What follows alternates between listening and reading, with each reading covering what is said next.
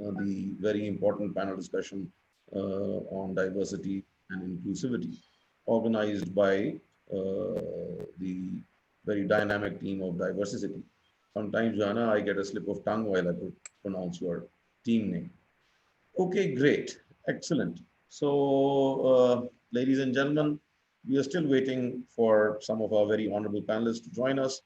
And many of our audience and participants have already joined. Many more will be joining. And we basically are on the Zoom and also on Facebook Live.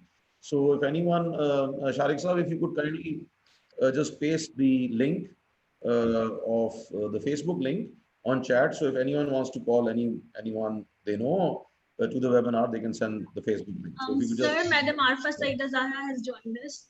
Acha chalein, mashallah. Welcome, very honorable Madam Arfa, Johanna, for joining us. Thank you so much. Assalamu alaikum. Johanna, mashallah, you are an icon in Pakistan, and therefore we really look forward to listen to your wisdom and to learn also, madam.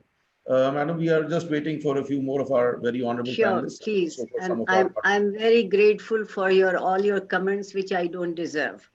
So thank you so very much. We respect you and all of the panelists, because all of you are the two pillars of Pakistan.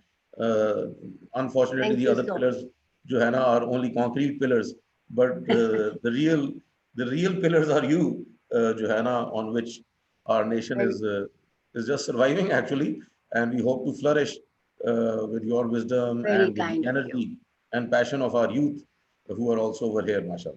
But thank you so much, madam, for joining us. It's my pleasure and honor to be here, a privilege. Thank you so much, ma'am. We will be having a complete introduction of all our very worthy and honorable panelists, just as Johanna, everyone joins in the next 2 or 3 minutes, inshallah. Just 2 or 3 minutes, and then Johanna, we will be launching off and initiating the webinar in full swing. Sharik, if you could again send a reminder to all the participants to join a little bit faster.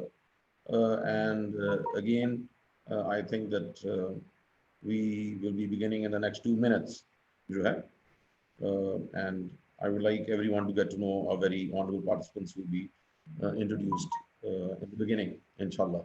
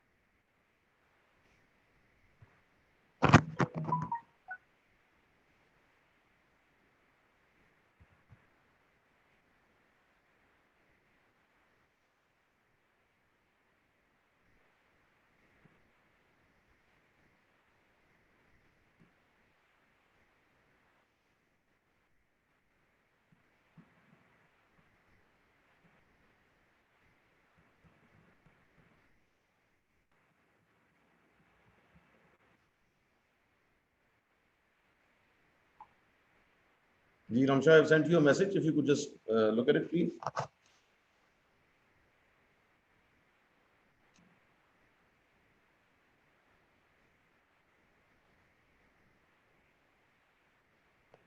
Okay.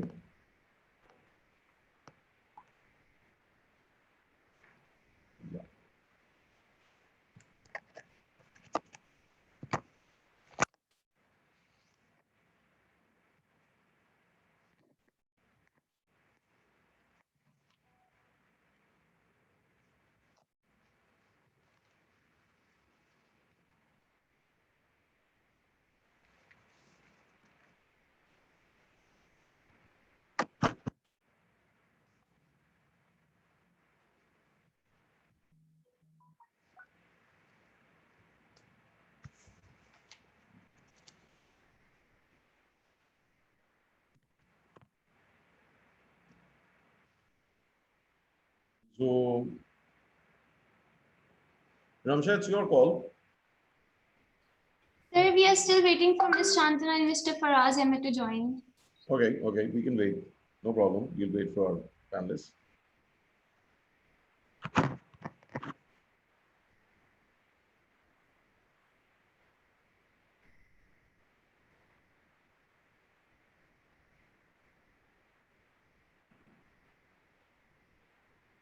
Sir, Mr. Noreel Abbas is also here with us. Okay, very good. Assalamu alaikum, Noreel. How are you? Noreel? Hello? Hello, assalamu alaikum. No, my voice is not carrying. Is my voice carrying? Yes, sir, we can hear you. Okay. Okay, I would like to. Oh, koi baat nahi. All right. Assalamu alaikum, Noreel. How are you? Good to see you again after a long time. You've always been a great motivation for me and many others around you.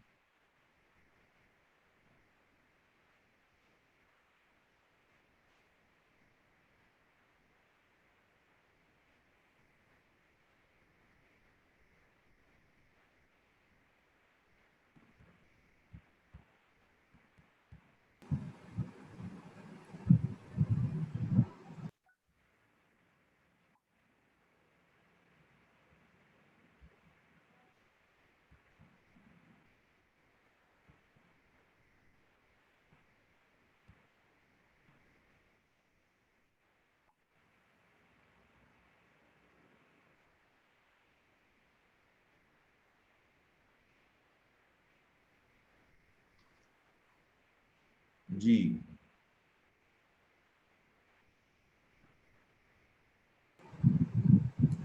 Sir, Mr. Noril replied in the comment section.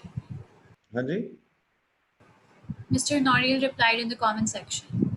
Yeah, you were saying that he could not unmute. So, zara dekh lijiyega.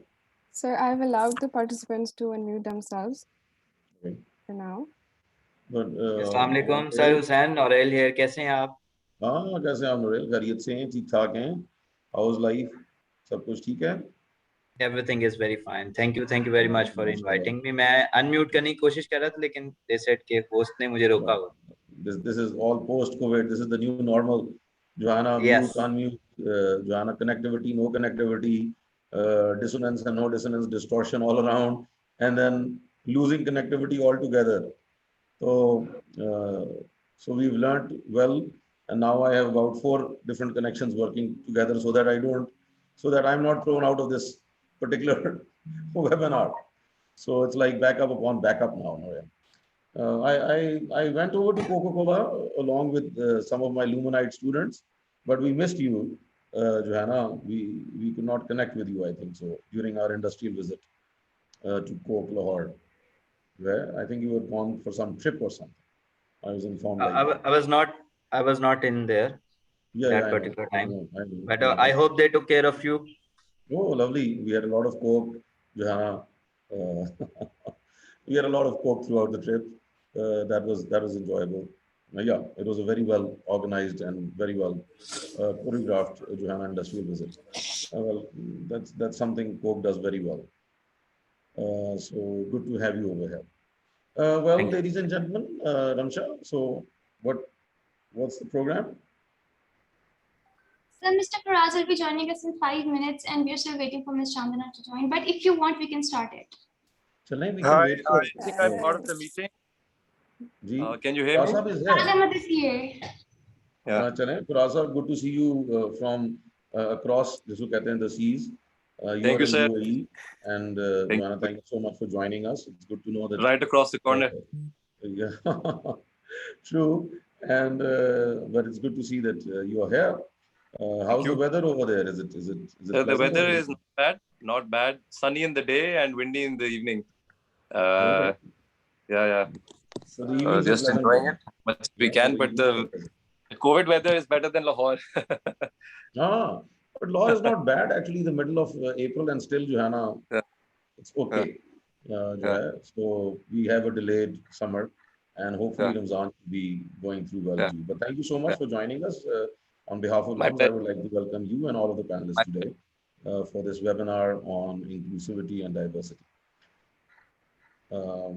Ji Ramshan? Yeah, let's start, Ramsha. You can do the honors.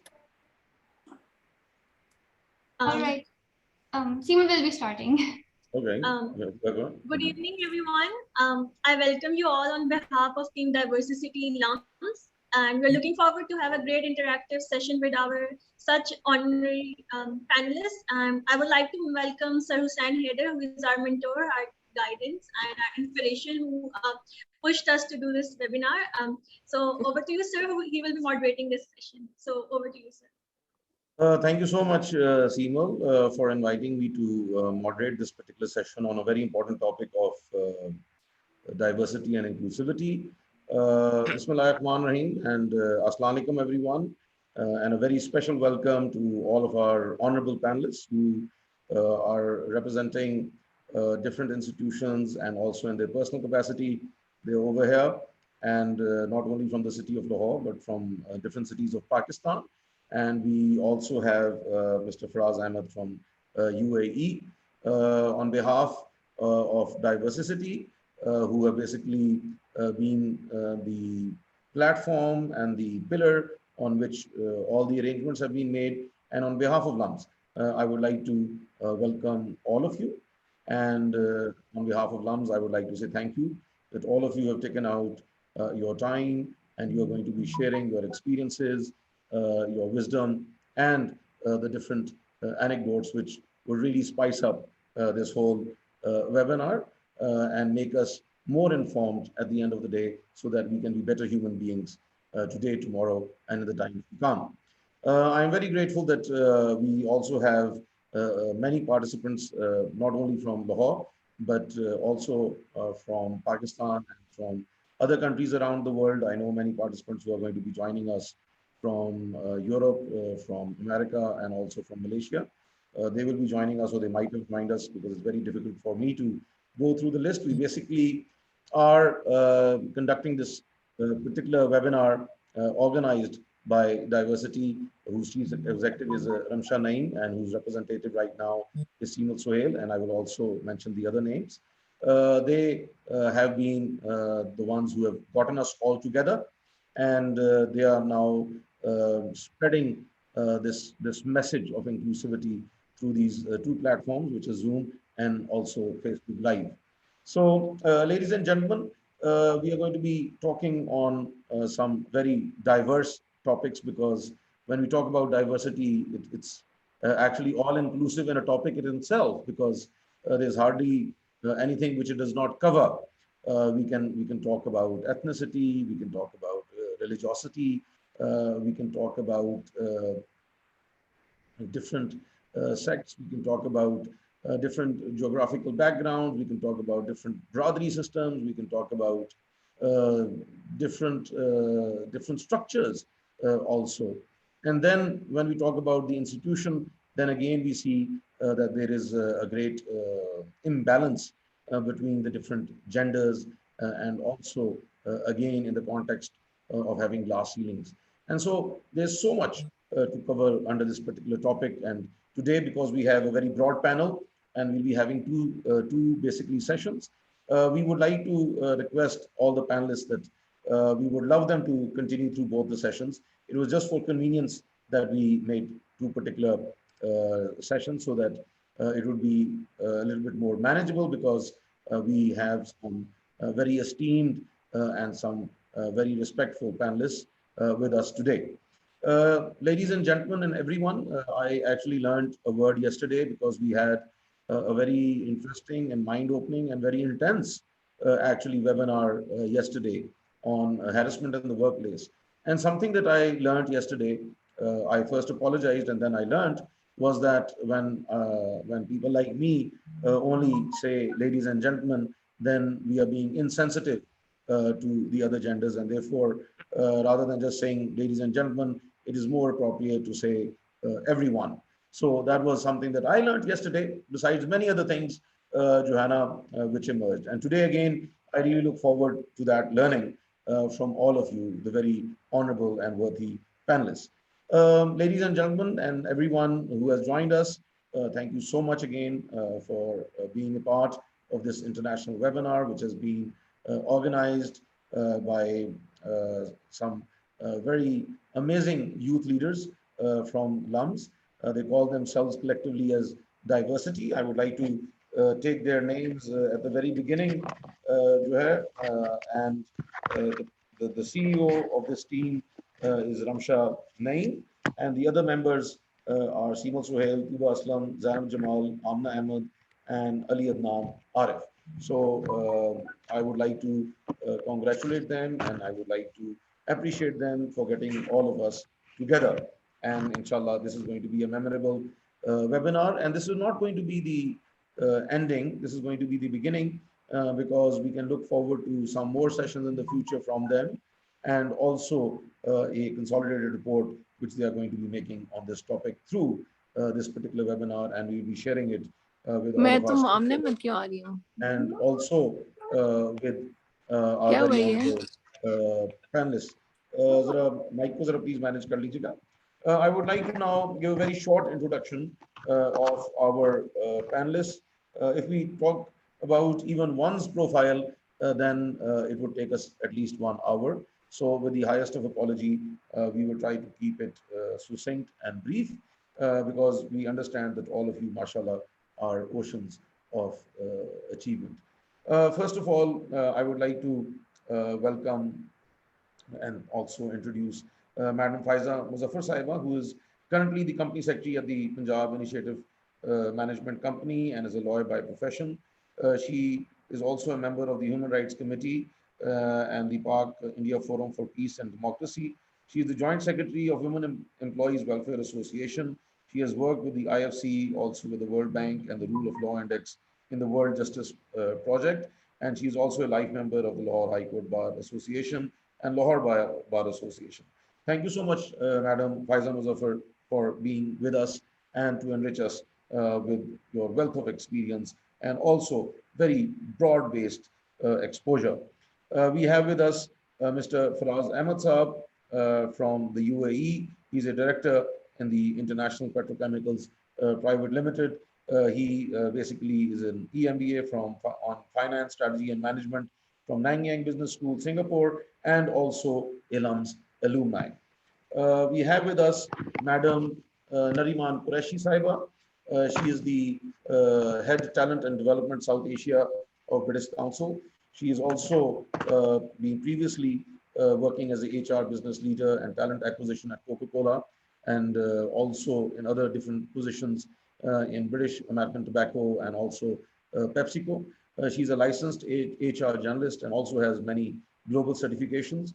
And again, she has contributed in the arena of sharing her thoughts, her perceptions, and her outlook towards the different aspects of management. Thank you so much, Madam Nariman Qureshi, that you are with us, and we would like to welcome you on behalf of Diversity and also LUMS. We have with us the very honorable Dr. Arfa Saida Zahra Saiba, Professor of History at FCC and women rights activist. She, mashallah, is a legend and icon in her own persona, and she is extremely revered and respected not only in Pakistan but around the world. The very honorable Dr. Arfa Saida Zahra has been a student and teacher of history all her life and has contributed in many dimensions and perceptions about history and its various connotations, and she has been teaching in the top universities of Pakistan and also the National School of Public Policy. She has been chairman of the National Commission on the Status of Women, a member of the Justice Commission of Pakistan, and also as a member of the Punjab Public Service Commission. She has been also principal of the Lahore College for Women, Lahore, which is an institution well known around the world, and she has spoken on both national and international forums, including UN and the Brookings Institute. So thank you so much, madam, for being over here, and we would really love to listen to your wisdom and also to take it with us so that we can become better human beings in the future. We have with us Norail Abbas, and Norail, if I may so say, has also been my student long time ago. And when he was my student, I would like to say that I was very inspired from him, and his energy, his passion, his conviction are things which have always been a source of motivation for me. And even though he did not know, but I would like to admit publicly that I've always looked up to him as a role model because his enthusiasm is actually contagious. And he basically is the founder for the Inclusive Society within UCP, and also the founder of Team Dreams, the Art of Living. He has worked with different NGOs. He's very well known as Norail Wheelchairwala, and he is currently working in Coca-Cola, Pakistan. And again, I do remember that he has been instrumental in ensuring that there are lifts and escalators on the metro, because I do remember that he spoke up on this. And as a consequence of his speaking up, later on the government made sure that the metro and other places, public places, have these escalators or these lifts, and also making buildings more special people conducive. And again, even LUMS did a major change because of that, because then we had platforms in all our buildings. So yes, you are definitely a change catalyst. Thank you so much, Norail Abasa, for being here. We have with us Nayab Ali, and she is the executive director at the Transgender Rights Consultants Pakistan.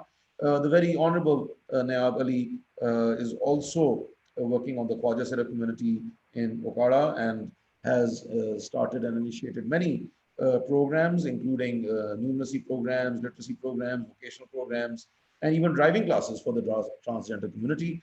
She has served as the chairperson of the All Pakistan Transgender Election Network, has been the first transgender person in Pakistan to register a company with the Securities Exchange Commission of Pakistan.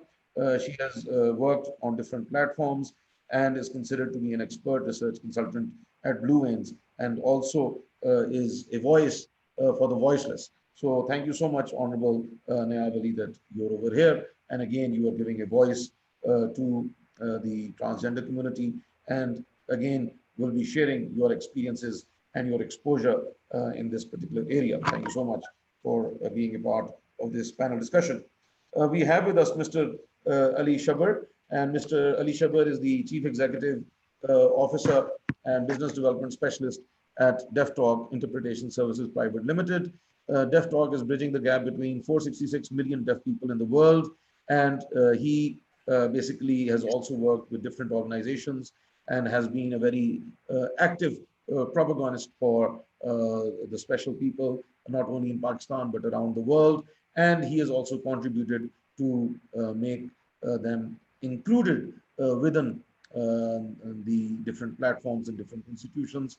And he has also been able to take his organization ahead in creating more opportunities, especially for the deaf people around the world. So thank you so much, Ali Shabasab, for being a part of this panel discussion.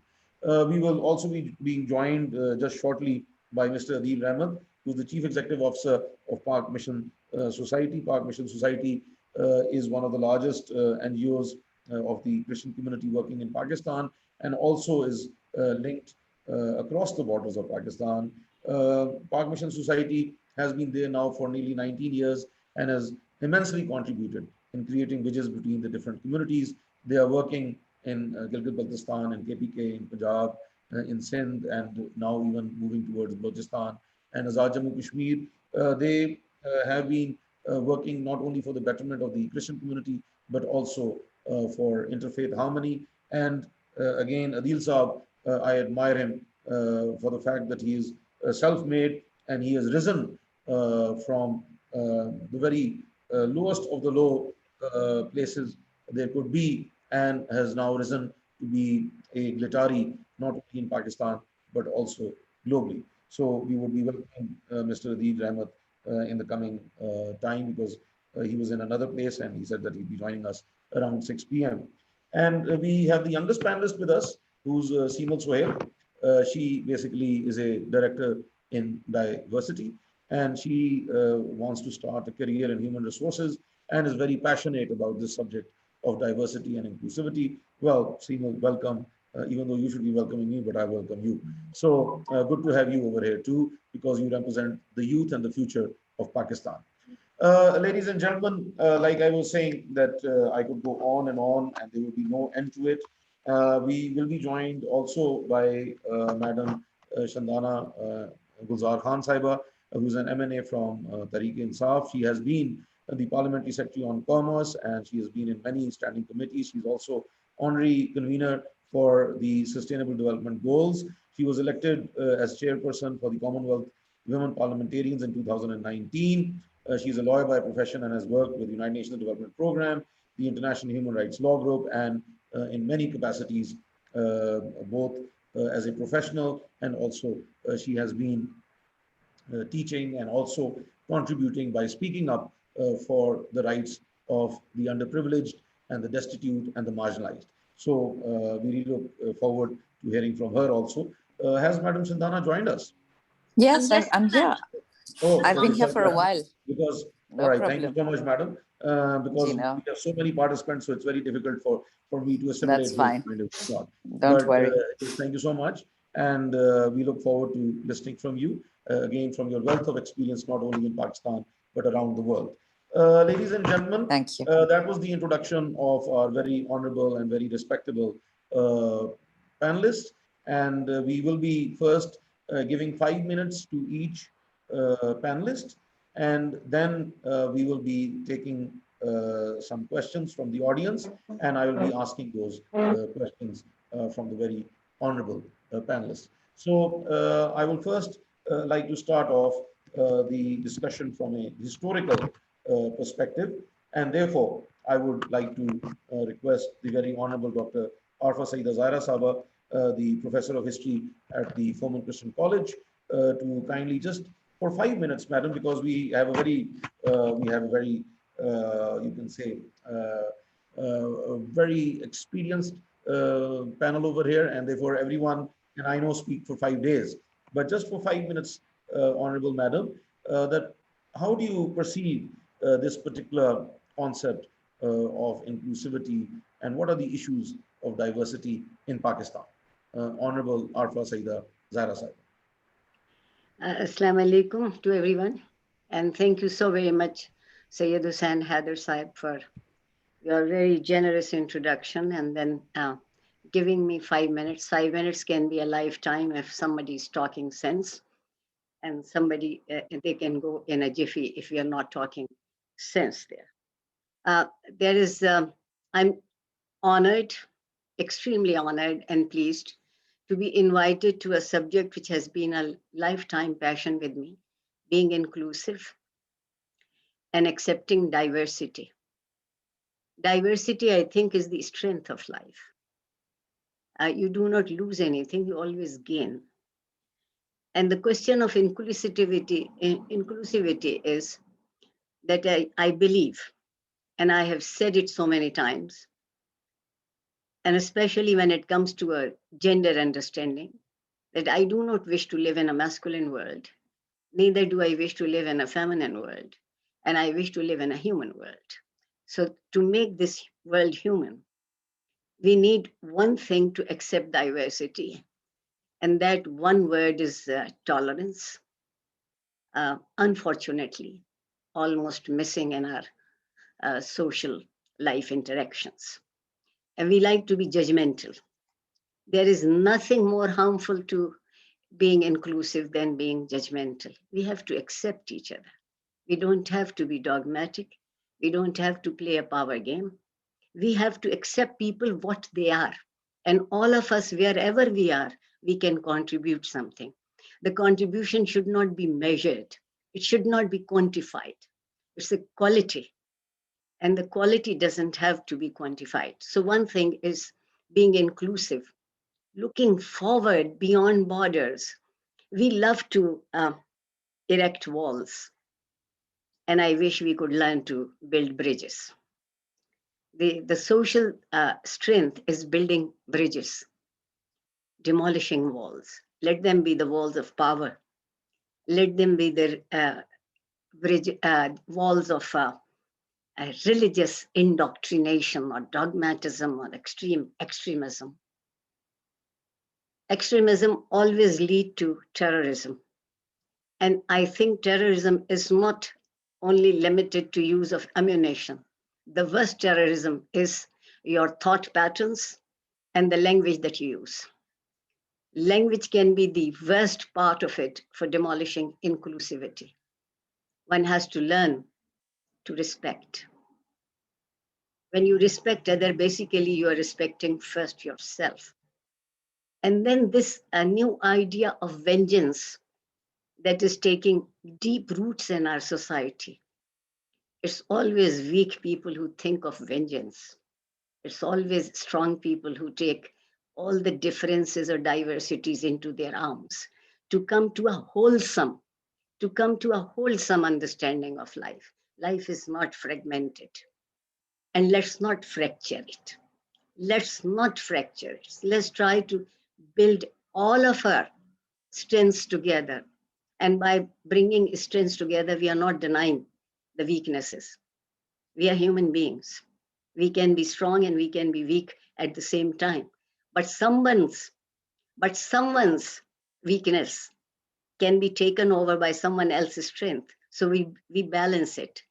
Balancing is I think the most important element in being inclusive. If we lose balance, if we think that might is power and powerless are to be marginalized, we are not being inclusive. And one thing which I would like to tell my youth, never ask for concessions. Because when you ask for concessions, you lose your rights. What we are asking is nobody's donation to us. It is our right to live and to live a respectful life, to live a dignified life, to live a life holding our heads high by respecting others, by thinking that they are as equal to us as anyone else. And in a country, if human rights are denied, if the justice is not denied the way it should be taken up, we deny justice on the basis of who is asking the justice. The very common thing in Pakistan goes that you show me the face and I'll show the rule. No, sir.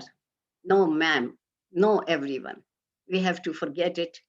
We have to step in thinking that all of us can contribute something or the other. It doesn't have to get a consensus of opinion we should have. We should not have a patronage of power. And I think I've taken my 5 minutes. If someone is timing me up. Madam, thank you so much for opening up the discussion and talking about so many important areas which basically cover tolerance, not being judgmental, accepting each other, understanding that my freedom ends where someone else's freedom begins. Thank you so much. Not being dogmatic, and also having the philosophy and essence of acceptance of others within us and carrying that spirit. Thank you so much, madam, for opening up the house with your words of wisdom. And we will be asking you, madam, many questions also with your permission in the coming time that we have. Thank you, ma'am. Very kind of you. I would now like to request the very honorable Madam Shandana Gulzar Khan Saiba, who is representing our nation in the National Assembly. And Madam, I would like to request you that you may kindly take about 5 minutes to talk about your perceptions and your viewpoint, because we have people not only from Pakistan, but around the world joined with us both on Zoom and also on Facebook. And the youth are here to listen to you. And therefore, we would like to understand how you look at the issues of diversity or the problems of diversity in Pakistan, and how can we all become more inclusive. Thank you so much, madam. The mic is yours.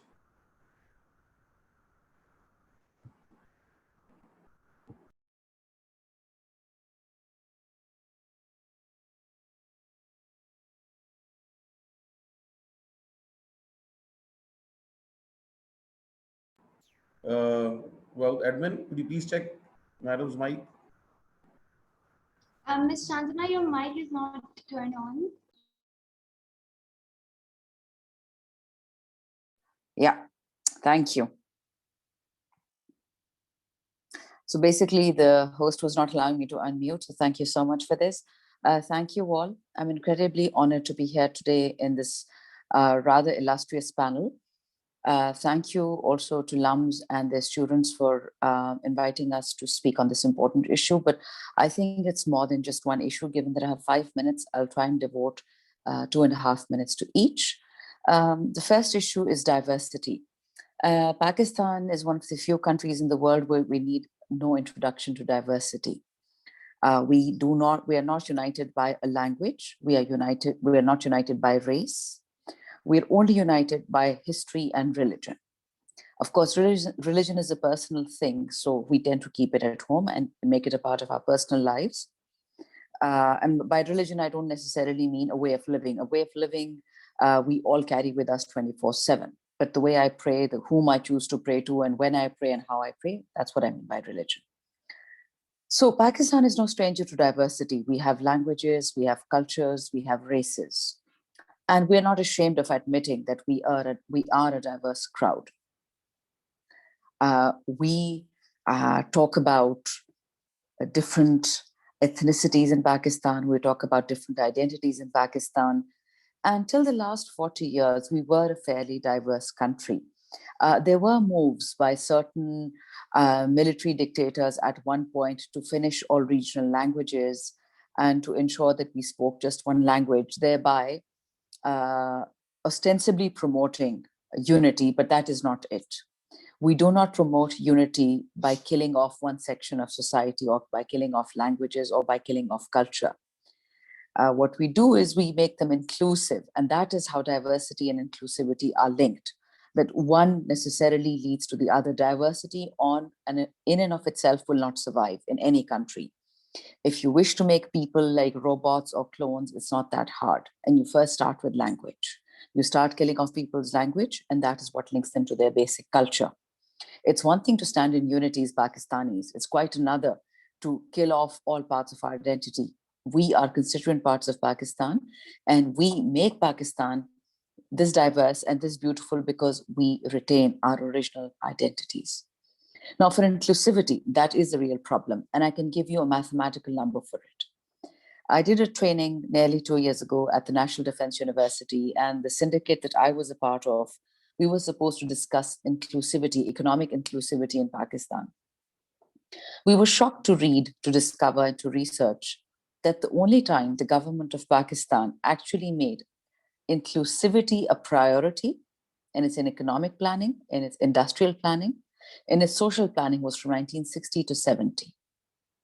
The only 10 years that Pakistan did inclusive planning was from 60s to 70s, where in Balochistan, KPK, ex-FATA, ex-PATA, Southern Punjab, Northern Sindh, all of these were kept, and Balochistan, of course, were actually part of SEM development.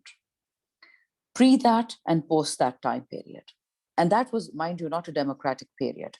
That was a dictatorship as well. And yet, those are the 10 years in which you have inclusivity in numbers, in plans, and in growth, in genders.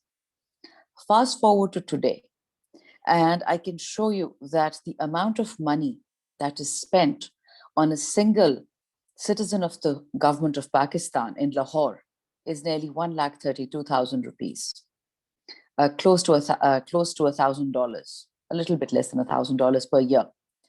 The same citizen of the government of Pakistan, if he's sitting in Layya or Vihari or Rajanpur, government of Pakistan in its public sector development program, the PSDP, spends less than 5,000 rupees per annum. And this is since the 1970s. So if any one of us, since I'm talking about, by the way, economic inclusivity, there's many forms of inclusivity. We can talk about transgenders. We can talk about women and male equality, female and male equality. There's so many kinds of inclusivity we can talk about. We can talk inclusivity in education. We can talk about inclusivity in so many other strata of life. But what I'm referring to is that our diversity has not, our diverse population in Pakistan has never translated into practical inclusivity. And what you see today in Pakistan, the kind of intolerance that you see, the kind of difficulties our citizens face, whether it's a man-woman problem, whether it's a minority problem, whether it's an ethnic problem, whether it's a PTM problem, whether it's a Baloch problem, it's because we haven't bothered keeping the poorest on board, and we've made swathes and strata of society where you are less because of your language and I am more because of my language. So I'm going to end there because I know my 5 minutes are over. I would be extremely happy to come back and discuss this in more detail at some point, but thank you so much, Lams, for inviting me. Thank you so much, madam, again for sharing your perspective, and especially the economic disparity and the need for economic inclusivity across the country, across the regions, across the provinces, and even across the cities. It was for the first time that I realized that there is so much of disparity, because I've nearly traveled to every tehsil of Pakistan, because I've been working with the poor for about 19 years. And therefore, that is what we try to do, poverty elevation. But this statistic of 1,32,000 and 5,000 is really mind-boggling. And definitely, we can also see the results which have emerged over the decades. And hopefully, with your representation in the National Assembly, this disparity over the years will, inshallah, minimize, and we can start building bridges also in this area and also the other areas that you were talking about, where we have issues of diversity. But diversity is good, again, in the context of languages and culture and traditions, which each area has their own nuances, which tend to enrich any country through their diversity. And yes, how do we bring everyone together? That is a very big challenge, and I think a very big challenge for members of parliament especially, and for all of the stakeholders amongst us, and especially the youth, who, madam, you have to inspire, who our panelists have to inspire, so they can come forward and overcome these mind blocks which exist and have been embedded for centuries. So thank you so much, madam. I know that you do have to leave. We are aware of that. And on behalf of LUMS and on behalf of Diversity, I would like to thank you for your kind presence. And hopefully we get a control of the COVID situation, so we'll invite you over for a session at LUMS also, and listen to you maybe for a far longer time. Thank you so much, madam, for your gracious presence, and again for inspiring our future generations. Ladies and gentlemen, I would now like to request Madam Nariman Qureshi, the head of talent and development South Asia British Council, to kindly share her thoughts and her perceptions, her interpretation of diversity and inclusivity in about 5 minutes. Madam, the mic is yours. Please, Edmund, unmute Madam's mic. I think I'm unmuted. I think people can hear me. Assalamu alaikum, everyone. Okay, great. Thank you so much for having me, first of all. And I'm really happy to see that students are taking such a passionate interest in this area and wanting to focus and bring attention to topics like diversity and inclusion. It's something which I think a lot of, I'm going to speak from a corporate perspective. I think we've heard a lot from the history spoken about Pakistan, so I'm going to limit it a little bit to the corporate world. It's something that you're seeing a lot of organizations talk about now. It's become one of those hot topics. And my biggest fear with things like that is that it just becomes that. It becomes a topic. It becomes a tick box activity. Ke, aaj humne diversity pe training kara di, ya, we're working towards improving the numbers in terms of, you know, representation from genders, from provinces, from differently abled people, all of those things. So we talk about it, but it's just one of those activities that you do to see the numbers, to fix the optics. But getting deep down into it, understanding what's causing those problems, understanding why we don't have inclusivity, thinking about the systemic issues that exist within organizations and what you need to do to address them, is something I feel organizations are not paying enough attention to. So we're good at the window dressing, we're good at the making things look better than they actually are. But I think it's important that, you know, with students like you and youth like you, who will be the future for this country and for the organizations, that you think about it at a deeper level. I think, you know, the other issue that I see, unfortunately, when it comes to this topic of D&I is that the focus tends to be on gender and gender alone, and that too limited to the two genders, rather than, we're not talking about the third gender at all. And that, again, is a big problem when it comes to corporate organizations. I'm going to try to summarize everything, because I know it's just a few minutes, but I think when it comes to diversity and inclusion, it's one thing to fix your policies. It's one thing to, let's say, work on those numbers. But the other thing is about preparing your organization, by preparing your staff. If you are going to have a policy where you are making sure that you're going to give opportunities to transgenders, for example, have you made sure that your staff is ready for that? Have you made sure that they have been taught about sensitization? The last thing you want is to bring them in and then create an environment where they are uncomfortable and they don't want to join the workforce. So it's really important that you think about all the moving parts when it comes to this topic rather than focus on a few things, which unfortunately is what tends to happen. But as I said, it's really positive to see that not just the youth, but even organizations are working towards it. I'm seeing it become a topic which is discussed a lot more. I'm seeing organizations focus on policies to address some of the systemic issues. I'm really looking forward to the change that we can see. And this, again, is not a Pakistan only problem. We might feel like we are far behind, but if we look at things like the gender pay gap, you see this happen across the world. It's not just us. So it's one of those things where, you know, people sort of say, "Ha, Pakistan mein bahut bure halat hain." It's not. There's some parts of the country we're actually doing really, really well. I mean, I know we've done gender gap surveys in a number of organizations, and it's not as bad as it is in some parts of the West or in more developed countries. So there are things that we are getting right. There are things that we are working on. So it's not all doom and gloom, but it's just about being more aware and being more conscious of the effort and where we're actually focusing our energies in terms of the issues that we want to address, rather than just do the window dressing. But I'm gonna save the rest of what it is for more of the questions, because I know that there are quite a lot of people that we want to introduce. So I will thank you so much for giving me the opportunity to share.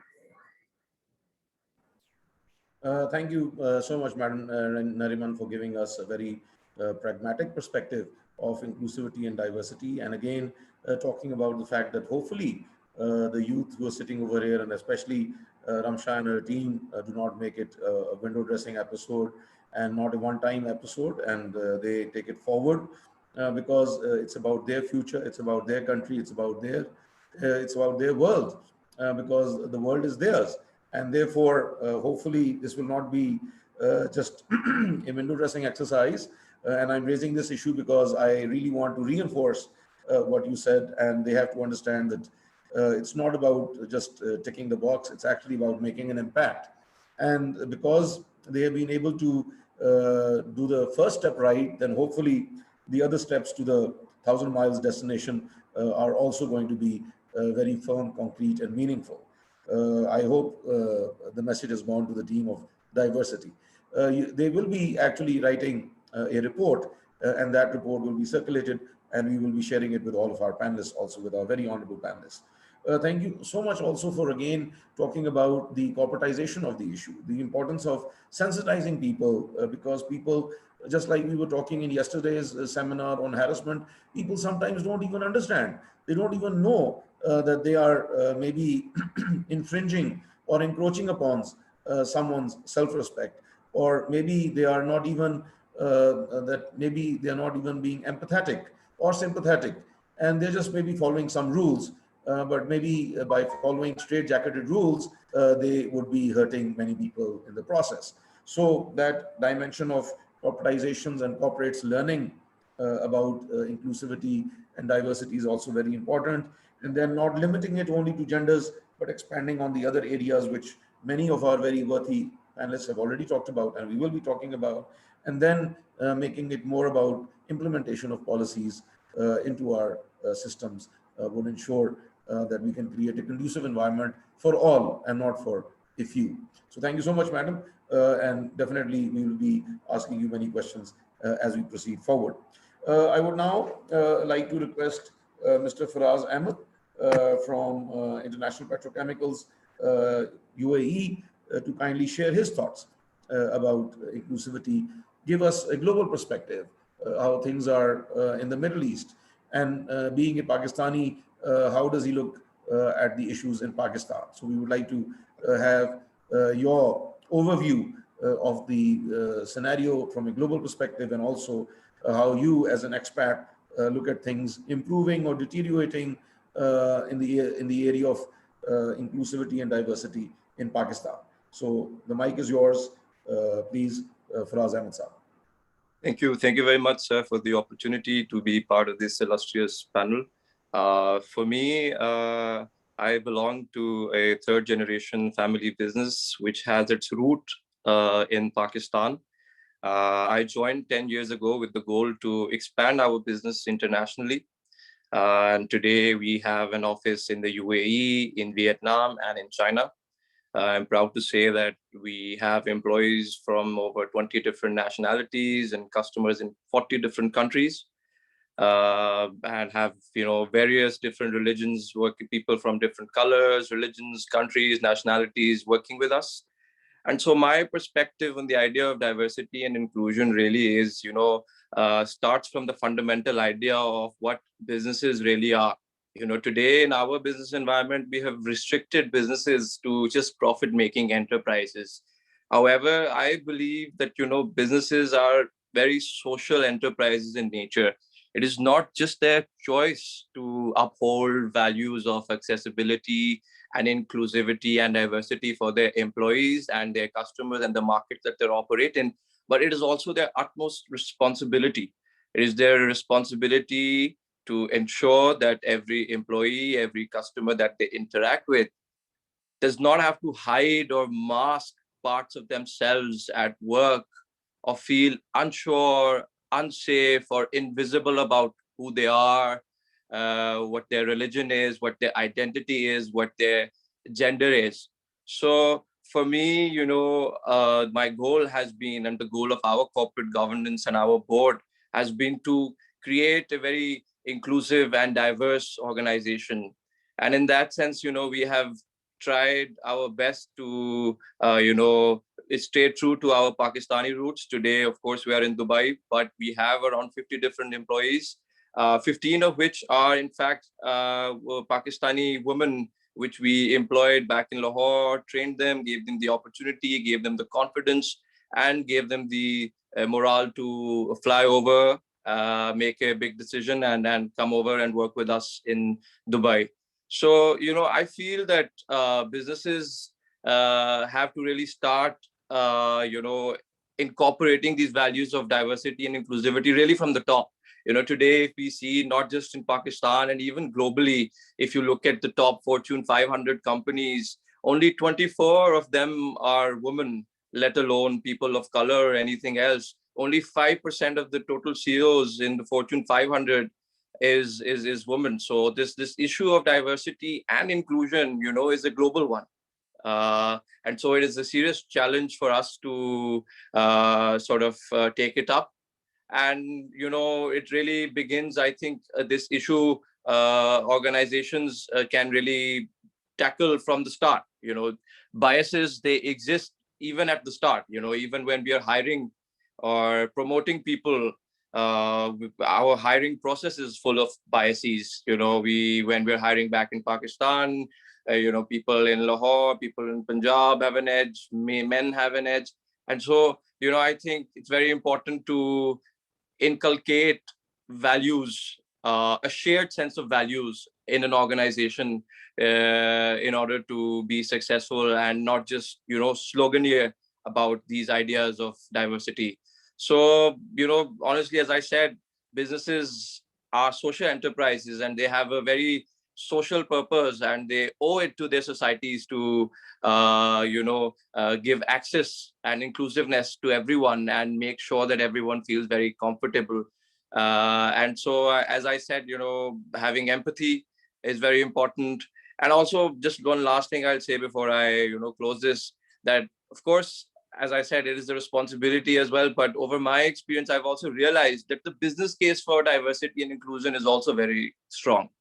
In my experience of the last 6 years, we have really sort of, expanded our range of religions, people in our company, and the kind of diverse feedback, the diverse ideas, and the diverse, loop that we have has really allowed us to expand in various countries and in various markets, So I think, it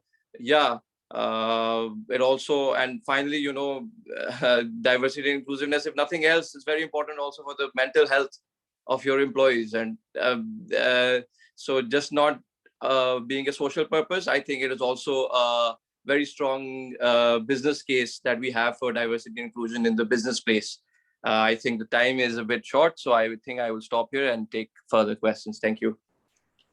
Thank you so much, Mr. Faraz Ahmed, again for giving us an international perspective and also talking about diversity and inclusivity as a businessman, as an executive, who has offices around the world and also in Pakistan. And rightly said that now businesses are social organizations. Again, the dynamics of business has changed in the 21st century, and therefore it is becoming even more essential that people understand the various perspectives and also dimensions of inclusivity and diversity.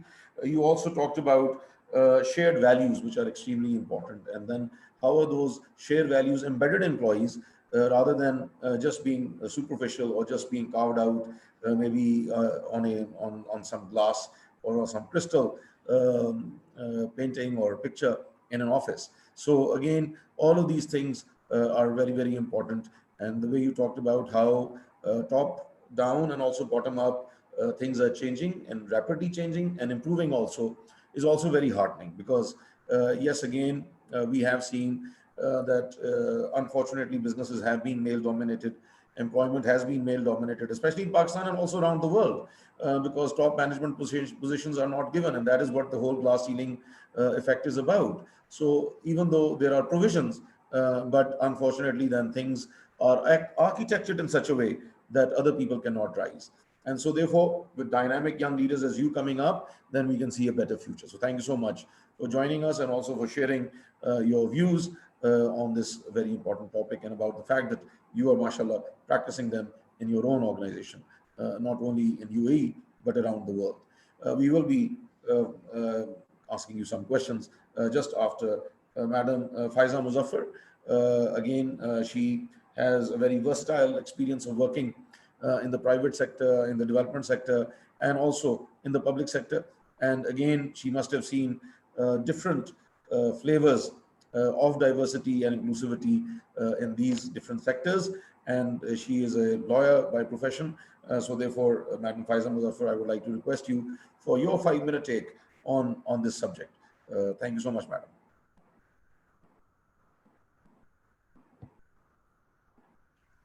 Ji, can admin unmute? Faiza, we cannot hear you. My side, mic is. Your voice is coming from a little far away. If you could keep the mic a bit closer. Madam, we cannot hear you. Can we see that Madam's mic is unmuted, please? No, it's muted now. Please open it. Yeah, thank you. जी madam, नहीं फिर mute हो गया. Could you unmute it, please? It's muted, madam. If you could unmute it. Have we unmuted it, admin? No, sir. I'm allowing her to unmute. Ji. Ma'am, please try without your hand, please. I think you will be able to speak.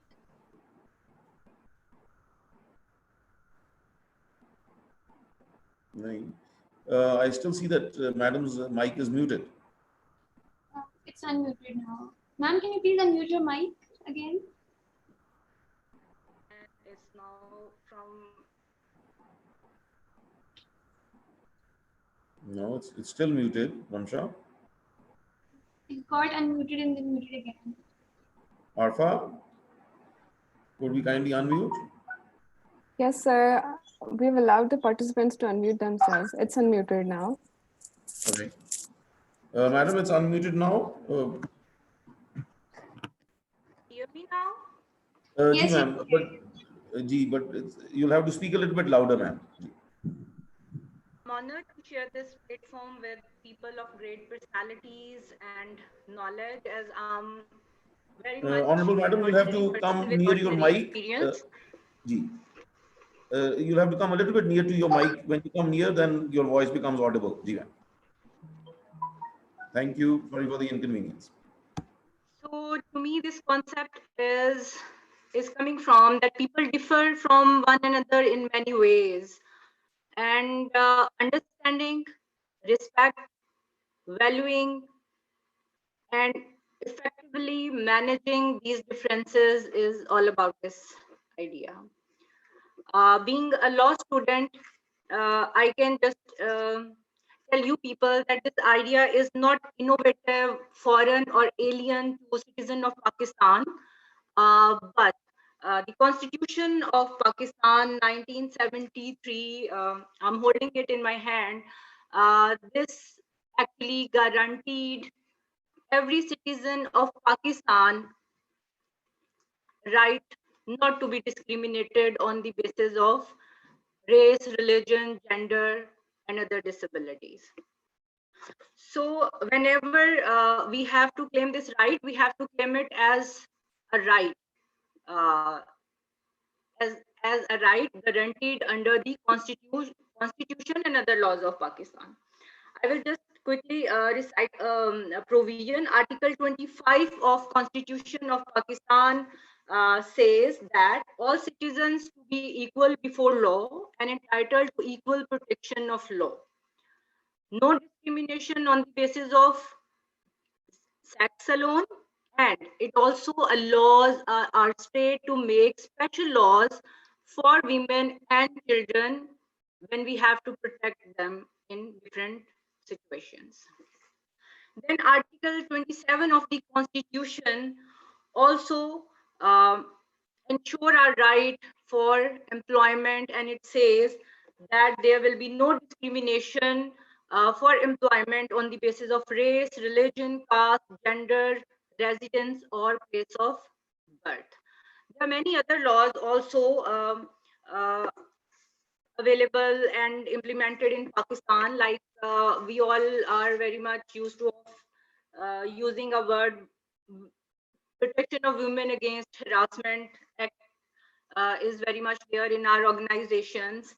And then females are protected in organizations providing maternity leaves and daycares or facilities of nurseries to encourage them to be part of organizations.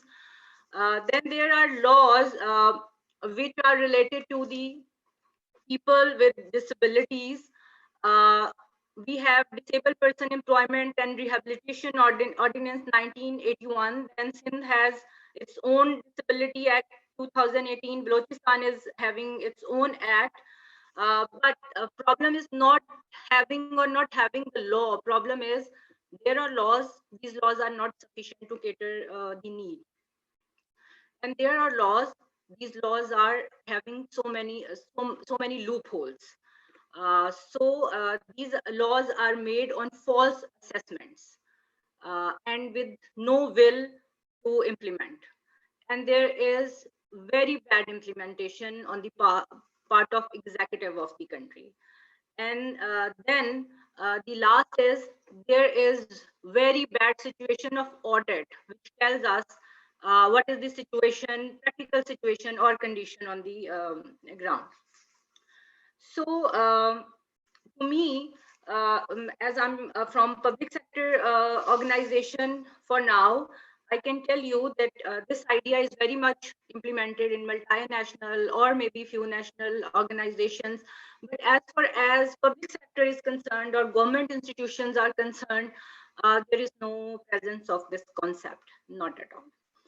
My personal experience is very bad about this because whenever there are harassment petitions, we don't encourage females to come and lodge a complaint, or if someone lodge a complaint, there are so many pressures. In public sector, these pressures comes from board of directors or bureaucrats or politicians somehow involved in the system, and they would ask the female to withdraw the complaint.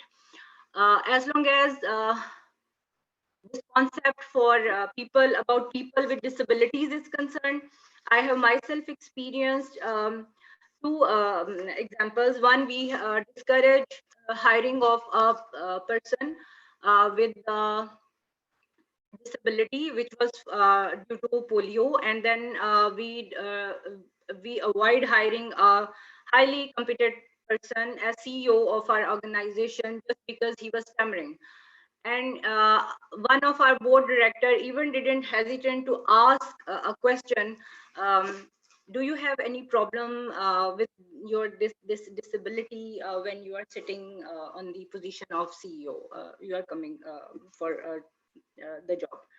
So unless we unless we get more closer to the teaching of our religion and to our culture, which always teach us to be tolerant and respectful towards the differences we all have, inherent differences. We can very well manage these issues in our society. Thank you so much.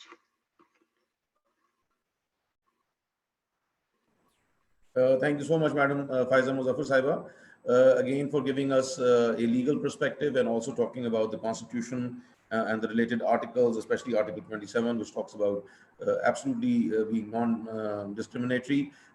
And again, how in reality things are totally different, and especially in the public sector, where there are multiple stakeholders and multiple pressures which come up, which tend to not only discourage but also tend to stigmatize individuals for their whole lives, because they have no redressal and they have no voice, and they have to live with that their whole careers, which is extremely unfortunate. And how sometimes we can so bluntly, the anecdote that you have shared with us, even tend to compromise the dignity of someone sitting in front of us. So that again reflects our apathetic and sometimes antipathetic attitude towards people. And this is a very sorry state of affairs. And hopefully, the way you are a propaganist and also how the youth is taking up this, so maybe in the coming years, things would improve, but definitely it's a very uphill task. But thank you so much, madam, again, for sharing your perspective and also for sharing these very critical, vital anecdotes with us about how things are in the real world. So thank you so much, madam. We will be asking you a few questions as we move ahead.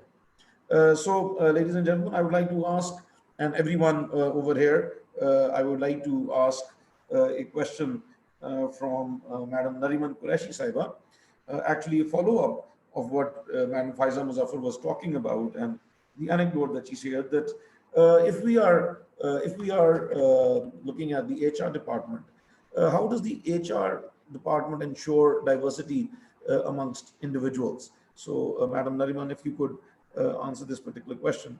We are getting dozens of questions, but we are just picking up a few. So, how do you look at that? What is the role of the HR department? Sure. I mean, I think I'll just go ahead and answer. I think there's a lot more to it being an HR problem. I think one of the biggest issues that we see is that people sort of link diversity as an HR issue. It's not an HR issue. It is an issue for the entire organization. It is something that the leadership needs to address. And I think one of the other panelists sort of talked about this as well, as in it has to start from the top. HR can introduce policies, HR can say this is what you need to do, but if that is not what is being displayed, that is not what is happening in reality, then it's pointless. But there are things that HR can do. For example, I'll talk about some of the things that we do at my own organization, which are HR-led. Things about, recruitment. How do you go about recruitment? Are you making sure that the panels are diverse? Are you making sure that the pool of applicants is diverse? Are you pushing back to, even if you're using a recruiting agency or headhunters, are you telling them, I'm sorry, I'm not going to accept this pool unless you have at least these, the percentages, whatever it is that you want to have there. When it comes to things like performance management, it's about making sure your processes are designed in such a way that it doesn't allow for things like your unconscious bias to have as big a role as it might if they're not there. So things like making sure your interviews are structured, having questions decided in advance and not when the person walks in through the door and say, okay, this person looks like this, so these are the questions that I'm going to ask. But making sure you have that standardized process in place already, making sure you have a panel which is as diverse as possible. So it's not everybody from the same department, it's not everybody of the same gender, and not everybody at the same level in the organization as well. So those kind of things can really help in minimizing the impact of all of that.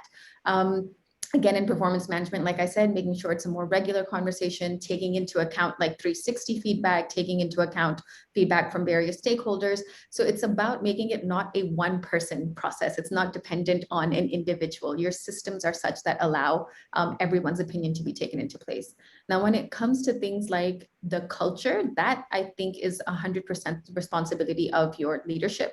As we've said, and we've seen this happen, where you can have all the posters up on the walls, you can have the values and the, this is what our culture is and this is what we believe in. But if your CEO or your directors or your VPs, etc., are not behaving that way, it is pointless. And I will give you a very quick personal little story, because I know you talked about anecdotes being a good thing to have, but I went to give an interview at a very large organization, and this was for their national HR head position. And when I walked in, I could see they had a couple of posters about diversity and these things. And I was like, okay, nice, well done, good to see. But the first 3 questions that I was asked, and mind you, this is for a fairly senior position, I was being interviewed by one of their very senior directors. He asked me if I was married, he asked me if I had any kids, and he asked me how old I was. Now you're interviewing for the head of HR. Why do you think it would be okay? I mean, HR people anyway would say this is ridiculous. It's not okay to ask that question to anyone, any of those questions, because it has 0 impact on my ability or anyone's ability to deliver the job. But you can put those things on the wall, but if you are going to ask questions like that, it is a very clear indication that you have 0 faith in whatever it is that you're putting on those walls. And that's what I meant by doing those tick mark activities. Women's Day is a great example of where HR sometimes gets it wrong, where Women's Day, 8th March, ya hafta pehle, there will be lots of activities. We'll be calling in speakers. We'll be inviting people when we say, oh, let's talk about this, let's do this. And a week later, nothing changes, right? Everything is the same. It's just about creating that illusion of we really do care about it. But if you genuinely care, that fuss that you create for that 1 week, you should, focus on that throughout the year. The same thing happens when you have diversity trainings. There's plenty of articles, for example, even in the Harvard Business Review, you'll read about how diversity training is ineffective. You can, focus on what are the skills that we need to be, the only thing diversity training can do is open up your mind to it, maybe make you realize things that you did not think about. For example, the facts that Ma'am Chandana shared earlier now, we didn't know about it. She told us, okay, now it's in our head. But I cannot change your mindset through a training. That is not going to happen. I cannot change your beliefs through a training. I need to focus on the things around me, creating that culture, if it's about a corporate, making that sort of thinking unacceptable in the office. I've seen that happen where people will put that aside when it comes to the workplace. They will not say inappropriate things. They might say it at home. They might say it in WhatsApp groups when they send inappropriate jokes. But in the office, they know they can't do that. And you have to make it uncomfortable. You have to raise your voice and say, I'm sorry, you can't say that. That's unacceptable. So those are the things that HR can do, but we have to accept that we cannot change people's mindsets that easily. And a single training, a policy is not going to do it. It has to be a much longer conversation, a much wider, a much deeper conversation to be able to make that change. Well, thank you so much, Madam, for again sharing an anecdote, especially, and then talking about its various implications and also how we think that through trainings things are going to change. But definitely cosmetically they will change.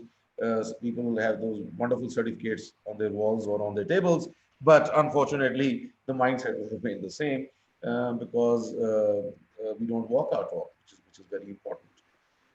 I would like to take a follow-up question with Faraz Ahmed Saab. And Faraz Saab, you were talking about your international businesses and how again you have been able to encourage different employees from different regions to also geographically move around in your corporate structure. But how would you comment on how diversity has improved the productivity of your organization? Faraz Ahmed Saab, please. Do we have Faraz Saab with us? Ramsha? No, sir. I think I think he got disconnected. Got disconnected? Okay. Well, you can call him and then we'll take that question later on. I would and Madam Chandana is also not here. Is she here? Is Madam Chandana over here? No. I would like to come back to the very honorable Dr. Arfa Saida Zara Sahiba. Is the honorable Dr. Arfa here? Yes, Madam sir. Orca? Madam, uh, Madam, we would like to know that again, you talked about so many areas, and you have been a part of most of the important committees, like the chairperson of the National Commission on the Status of Women, and also a member of the Justice Commission, and member of Punjab Public Service Commission. Madam, how do you look at the role of government in contributing towards a better environment for the different sectors in Pakistan, and again for facilitating these issues in a better way? Because you have been also the principal of the Law College for Women, so you've been facing all of these things. And again, how would you look at it? And what do you think, madam, would be a solution to move forward in a better way? The Honorable Dr. Arfa Saeed Azara Saib. Thank you so very much. And I thank you for asking me a very pertinent, a very important, and an extremely, what happened here? Madam, you're audible. You're absolutely fine. Yeah, thank you. A question which continues. History has not been able to blur it, and especially in the government. I would like to mention here that the Honorable MNA from PTI mentioned one thing, and her observations was citizens of government of Pakistan. So far, I had this comfort that I am a citizen of a state, not a government of Pakistan, until PTI has made some amendments that now we will be the citizens of the government. So you see the mindset here. The state is permanent. The governments are temporary. So now you think how governments think about when they know they have a tenure, they have a time period. So they try to move from moment to moment. And I am so proud to say that the most beautiful policies, the most wonderful project documents you will find in Pakistan. But when it comes to really implementation, I am so sorry. They do not really do justice to the words. And I must mention here that Kabe ko in buton ko bhi Kabe se nisbat hai dur ki.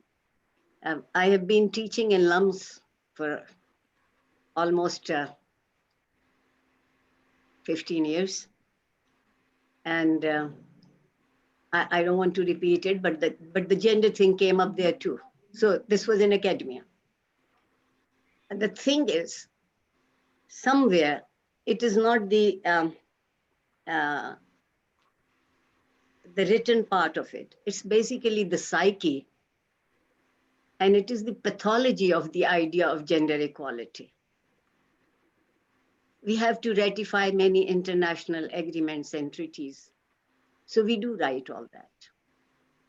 But we do not believe in that. Somehow, I don't know why this thing is inscribed in the social psyche of Pakistan, that women somehow are a second-class citizen. And I have come to understand that this relates to power paradigm. I will very, with a lot of humility, but pride also, I'll share with you that this new act that is known as the Promotion and Protection of Women's Rights came when I was the chair of the National Commission. And you can imagine the wrath I faced, especially from the political leaders who have their cohorts and religious leaders. Will you believe that this bill was thrown on the floor of the National Assembly? It was spat upon, it was rubbed under the shoes because it mentioned giving a right to women. This is sad. This is sad. You do not feel powerful because you make someone else to make powerless. This idea of power, this idea of a very, I'm sorry to use the negative competitiveness, has kept us doing like that. Basically, what we have to do is to make a vow each one of us to ourselves, that we would be honest to ourselves. We are not. The political systems are always based upon, again, I'm using a strong word, on vengeance. Whatever the earlier ones have to be done has to be simply erased in the next phase. This is how never the societies have moved along. For moving along, you need some continuity. For continuity, you need to be inclusive. You need to accept diversity. There's no harm in being diverse. It only opens up new vistas, new channels, new angles of thought and action. Why are we so afraid of that? Why do we feel? Okay, and one more thing. If somebody tells us that we can correct ourselves, we take it as a slur. Oh, how? How can my complete, total, perfect work can be proposed to correct? Why are we so shy of correction? Knowledge means to correct yourself. Knowledge means to step forward. Whatever you have learned, you go ahead. And it is not denying, it is improving. We have to really understand that life is not based upon a fatwa. It is based upon possibilities. And if this is the political mind that the citizens are of the government of Pakistan, you have simply changed the definition of a citizen. So by changing the definition of a citizen, you're not strengthening either the political systems or the social systems. I think I have youth as my audience today, and I have my faith in them. And then don't try to push them to the wall. They have all the energy, they have all the intelligence, and they have all the incentive to change. But the change does not mean to demolish whatever we have. And the government believes only in that. Whatever is coming in the new education policy, that singular national curriculum, it's a horrible dream. If you have seen those textbooks that have come over on the media, if they are true, then they really give me shudders. I am a Purana Papi Ustad. So I think that beautiful thing would be to accept the differences, but with an attitude to turn them into agreements. We should disagree to agree, if government could understand this simple sentence. Thank you so much. Thank you so much, madam, again, for so many words of wisdom, especially the fact that life is based upon possibilities and that we should not have a bigoted approach or a constipated approach towards life. It's very important that we have magnanimity in our mind, in our heart, in our souls, and we learn to accept the fact that we have to agree to disagree, which is very pertinent. And again, how we should look at ourselves, especially introspect and see that how we can move towards self-correction and become better human beings. But qismat hai wo shakhs jiska aaj guzre hue kal se behtar nahi. So it basically is that every day we have to become a better human being, and it's not something which is embedded in religion. The Japanese believe in the philosophy of Kaizen, which is continuous improvement, and that means every day improvement.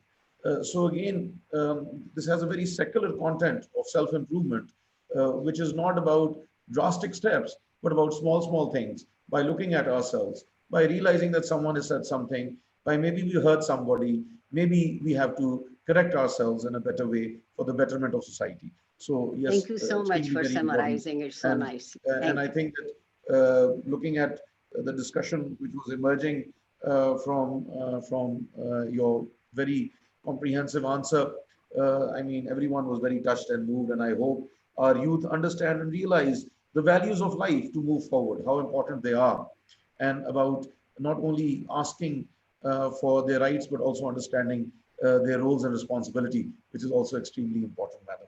And you said it beautifully. Thank you so much, ma'am. We're very grateful. We have with us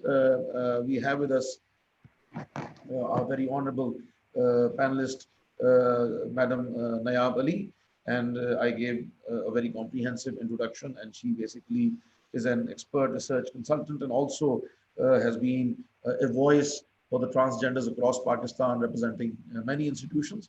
I would like to request Madam Nayab Ali to kindly share her perception and share her viewpoint on diversity and inclusivity for 5 minutes, and then we will be taking questions which we will be diverting to you. So the very Honorable Nayab Ali, please. Do we have the Honorable Nayab Ali with us? जी, आप मुझे सुन पा रहे हैं? I think there is a problem. Absolutely. Can anybody? Ji, absolutely. आवाज आ रही है और जो है ना आपका वीडियो भी मुझे आवाज नहीं आ रही सैयद हुसैन साहब आपकी, अगर आप इसको देख लें एक मर्तबा. I am unmuted. आपकी आवाज और आपकी वीडियो आ रही है जी. रमशा या सीमल या Arfa, could someone help? You are audible. Ji. So, Miss Nayab, can you hear us now?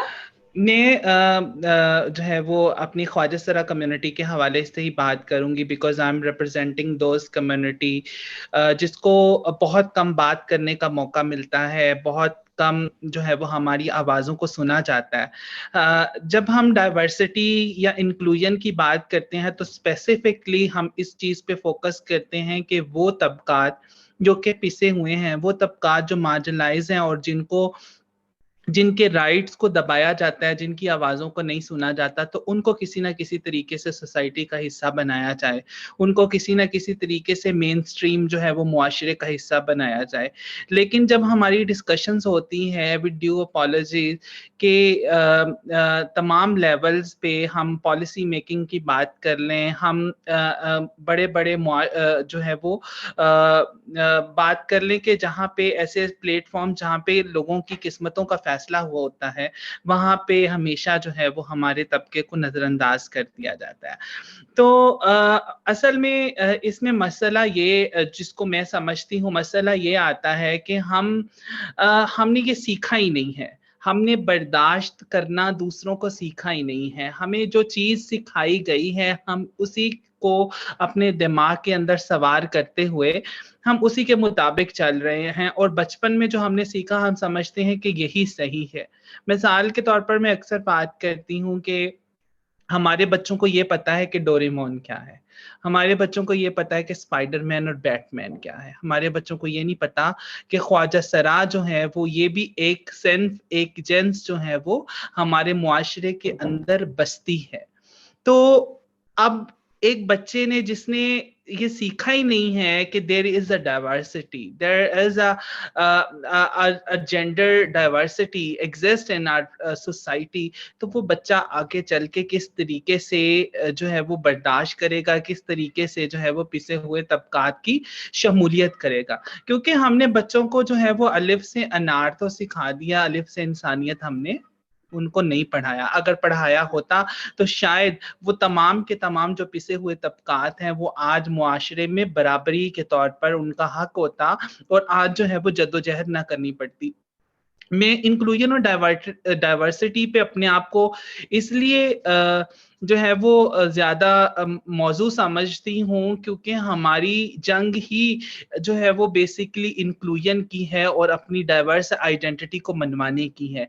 2009 में जब सुप्रीम कोर्ट ऑफ पाकिस्तान ने हमारी आइडेंटिटी को माना, इससे पहले हम पाकिस्तान के शहरी नहीं थे. 2009 से पहले हमारी कम्युनिटी जो है वो पाकिस्तान की शहरी नहीं थी क्योंकि हमें अख्तियार ही नहीं था कि हम अपने शनाख्ती कार्ड बनवा सकें. तो आप देखें कि हम जो है वो अभी बहुत से हमारे ऑनरेबल स्पीकर्स ने बात की कि जी हम सोच रहे हैं, हम कर रहे हैं, we did a lot of work towards inclusion. तो आपने एक मुआशरे के ऐसे तबके को कि आपने 60 साल तक जो है वो अपनी शहरियत से महरूम रखा.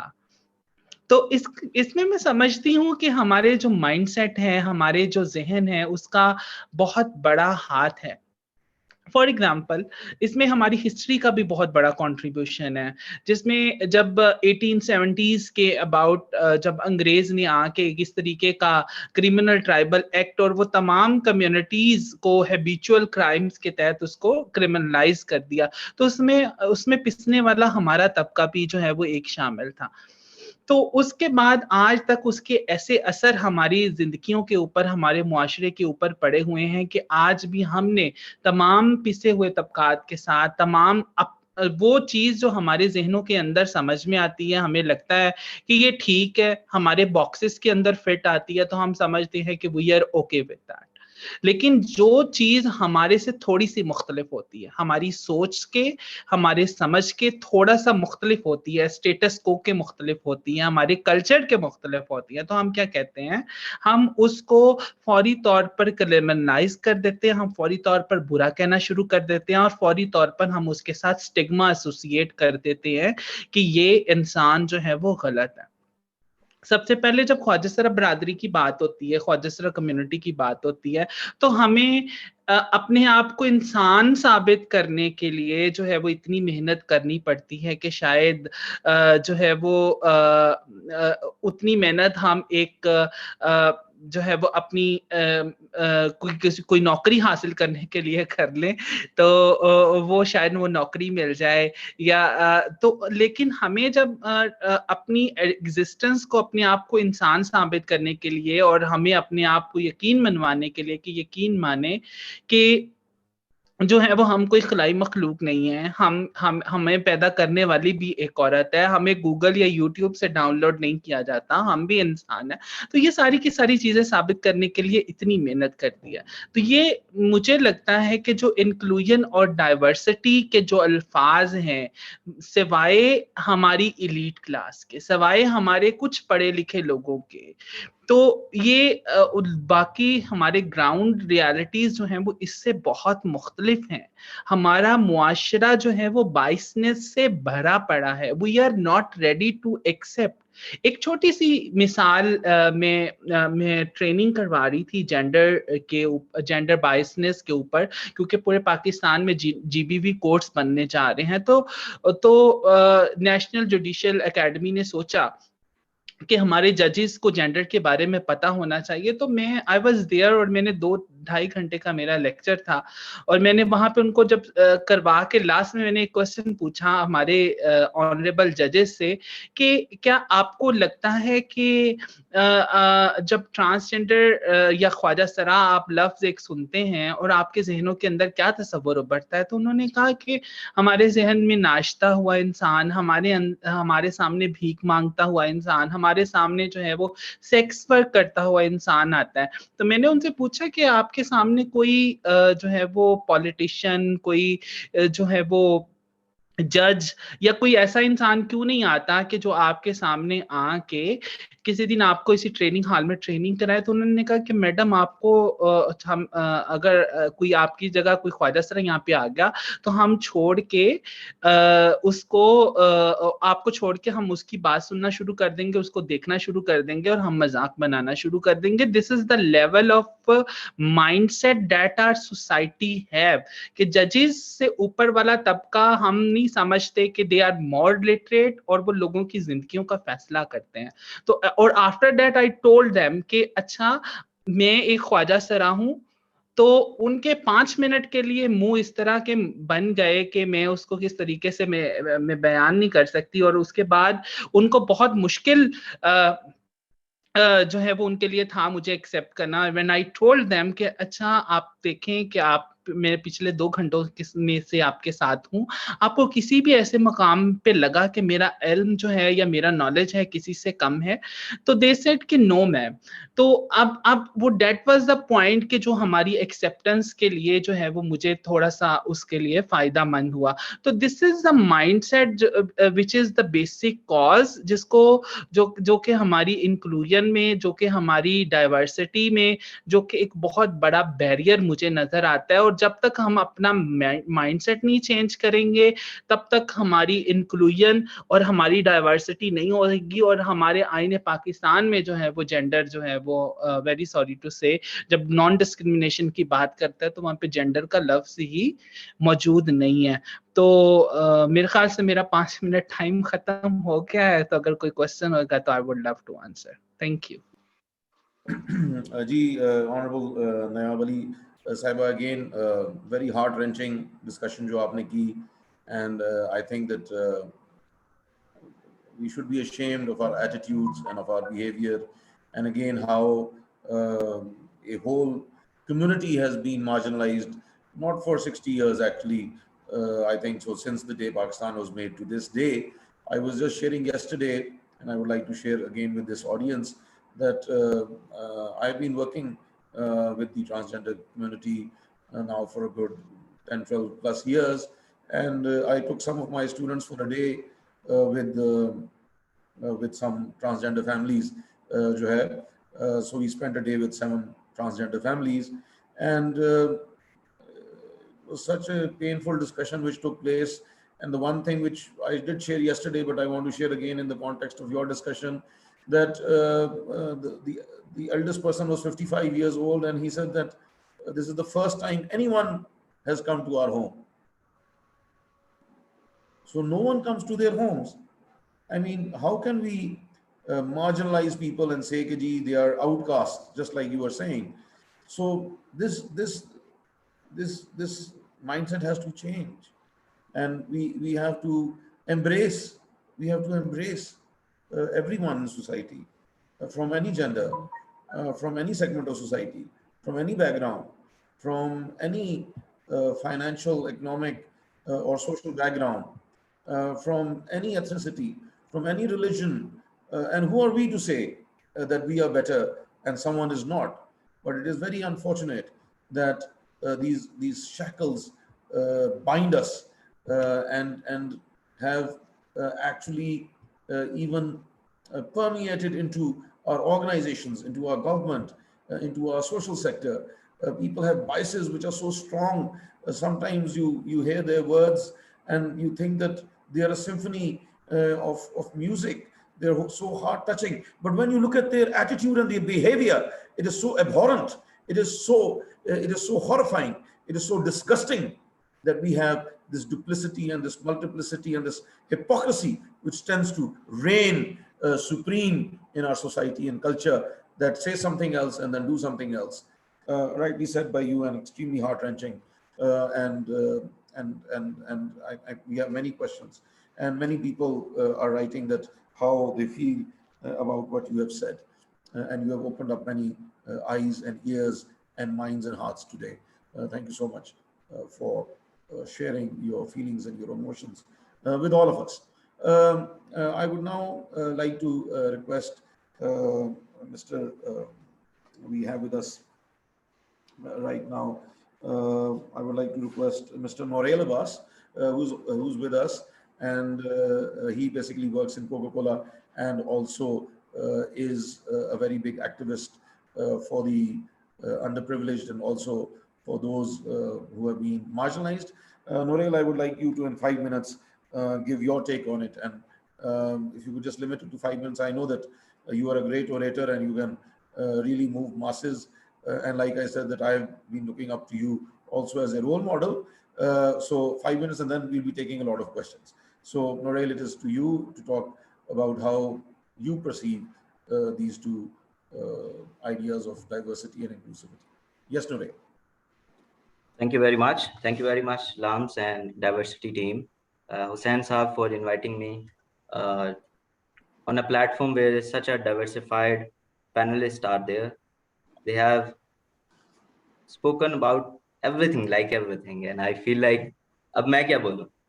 So since my community is like more coming with the language barrier, they can easily understand the Urdu. So allow me if I can say everything in Urdu. Is that okay? Ji, please. Right. To understand the diversity, हमें बड़ी जिंदगी को बड़ा simple रखना चाहिए और देखना चाहिए कि diversity है क्या. Diversity is a blessing. It's a flavor of life. आज हम सब इस सेशन में हैं Some people are wearing the glasses.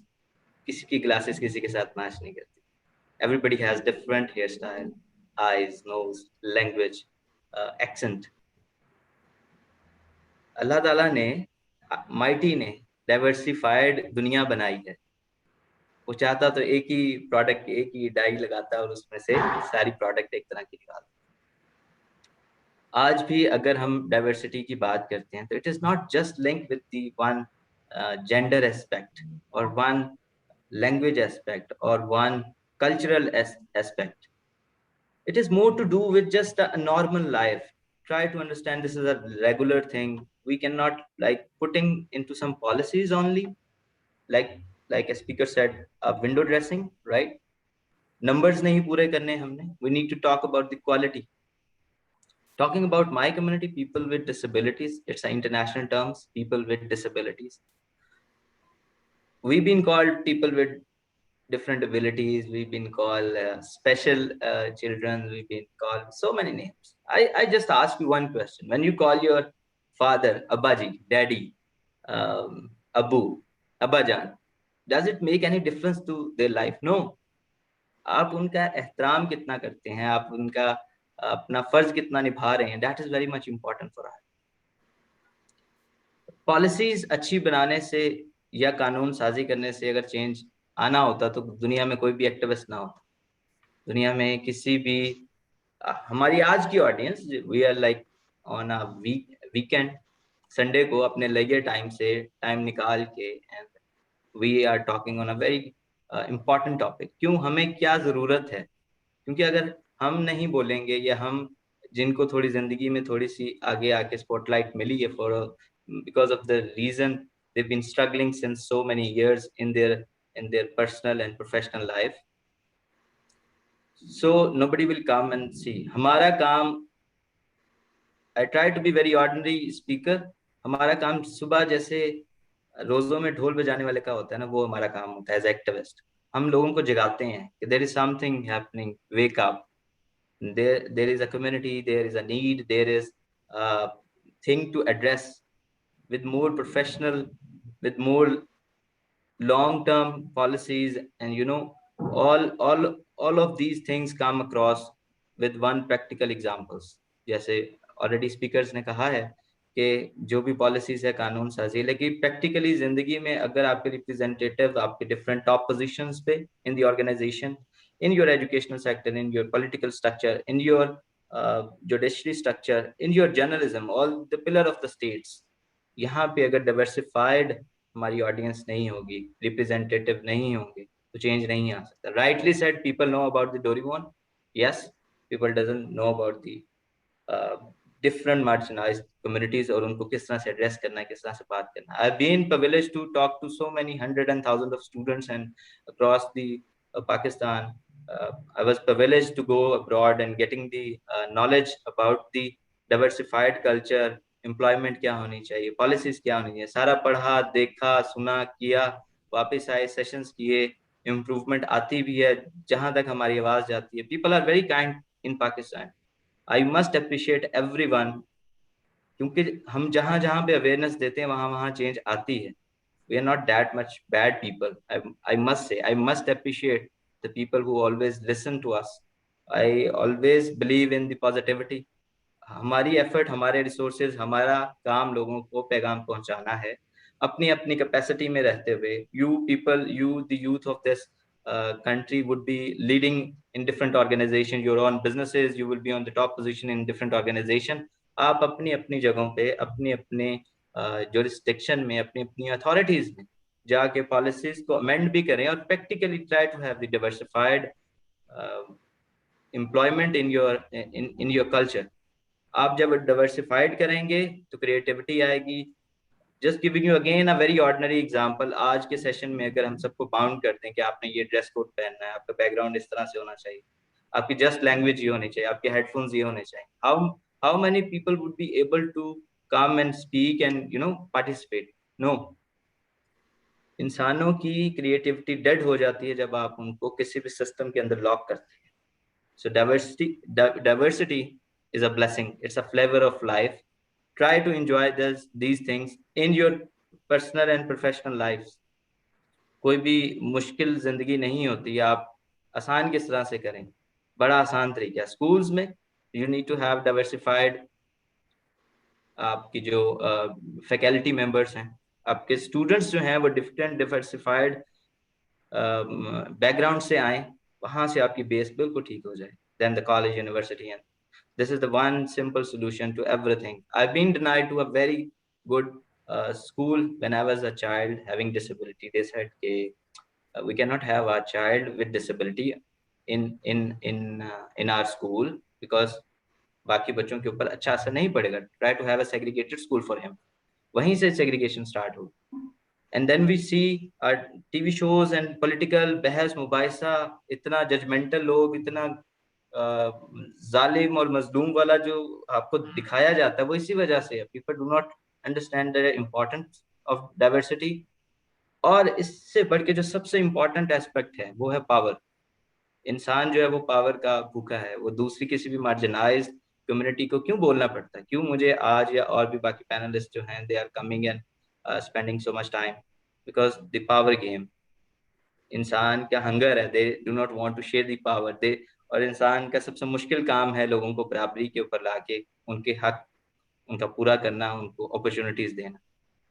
Last in the digital era of last 12 months, हमारे 1 साल हो गया, सब लोग डिजिटलाइज बैठे हुए हैं, सब लोग ऑनलाइन बैठ के काम कर रहे हैं. Where is the disability? You have a microphone, you have a camera, you are working. Unfortunately, when people with disability goes to the corporate culture, rather looking into their resume, they look into their body and ask क्या हुआ तुम्हें? उस इंसान का उस confidence वहीं पे खत्म हो जाता है, डेड हो जाता है. उसने जो भी प्रिपेयर किया, he is dead. Why are you asking about the disability? Talk about his achievements, his goals, his upcoming every future plans for the organization, for himself. And there are so many things to talk, but because of the time limitation. Thank you very much. I would love to take questions further. Thank you. Thank you so much, Norel Saab, again for sharing a different perspective and also for sensitizing all of us about the real issues which tend to exist. And sometimes they are not raised on the proper forums, and we talk about big things, and we talk about laws, and we talk about different ordinances coming out, but in essence, they're not being practiced, they're not being implemented. And again, it's our attitudes and our behavior which matter the most, even without saying anything to someone, just through the body language. When it becomes difficult, when it becomes different, so you tend to intimidate the other person, you tend to undermine the other person's confidence, and you tend to put the other person at a disadvantage just through your own body language. So yes, these things again need to be improved, and I think it has to start from home. It has to start from home. I would like to share over here that there was a relative of mine who had a child, a special child, and they would never admit it. They would never admit it that they have a special child. They would just keep on keeping the child behind curtains, unfortunately. तो ये हमारे घरों का मसला है, ये हमारे माशरे का मसला है, हमारी गुफ्तगू का मसला है, ये हमारे रवैये का मसला है. ये सब मसले मसाइल जो है ना, ये एग्जिस्ट करते हैं at the very grassroots level, from the very building block of families. यहाँ से मसले मसाइल शुरू होते हैं, जहाँ हम लोगों को बेचारा बना देते हैं, बेचारी बना देते हैं. We have to overcome all of this. Everyone is ashraful makhluqat. Everyone is the most unique in their own individual capacity. How do I know that someone else has many more capabilities, skills, and abilities than me? Who am I to judge? So everyone has a uniqueness within themselves, and it has been witnessed. I mean, there are so many on the internet. There are so many wonderful videos and stories of how people have done the impossible. They have made it possible. So again, we are no one to judge. Like he said very early on by Dr. Arfa, that we are no one to judge and we should not judge. And thank you so much for sharing so many examples, which I hope has opened up the minds and hearts and souls of our youth who are listening to you, not only from Pakistan, but around the world. Thank you so much, Noor. And we will be taking questions. I would now like to request Mr. Adil Rahmat, the Chief Executive of Park Mission Society. He's here. I would take the privilege of mentioning that he is self-made And I admire him for his determination, his strength, his focus, and again, his beliefs that yes, he can make a huge impact. Yes, together things can be made different. And how he has integrated the different communities and the different religions together in this wonderful organization called Park Mission Society. Adil Saab, I would like you in 5 minutes because then we want to take questions. We have hundreds of questions coming up from different directions. And we would like you to just share in 5 minutes your take on diversity and inclusivity, and also maybe you could share that how you have been able to overcome these mental and these physical barriers which exist within society. So Adil Saab, the mic is yours.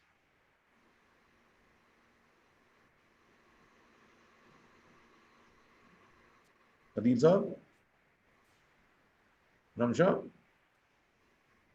Is Adil Saab with us? Yes, sir. Thank you very Yes, much. Now it's unmuted. Thank you. Assalamu alaikum to everyone. Greetings from Park Mission Society.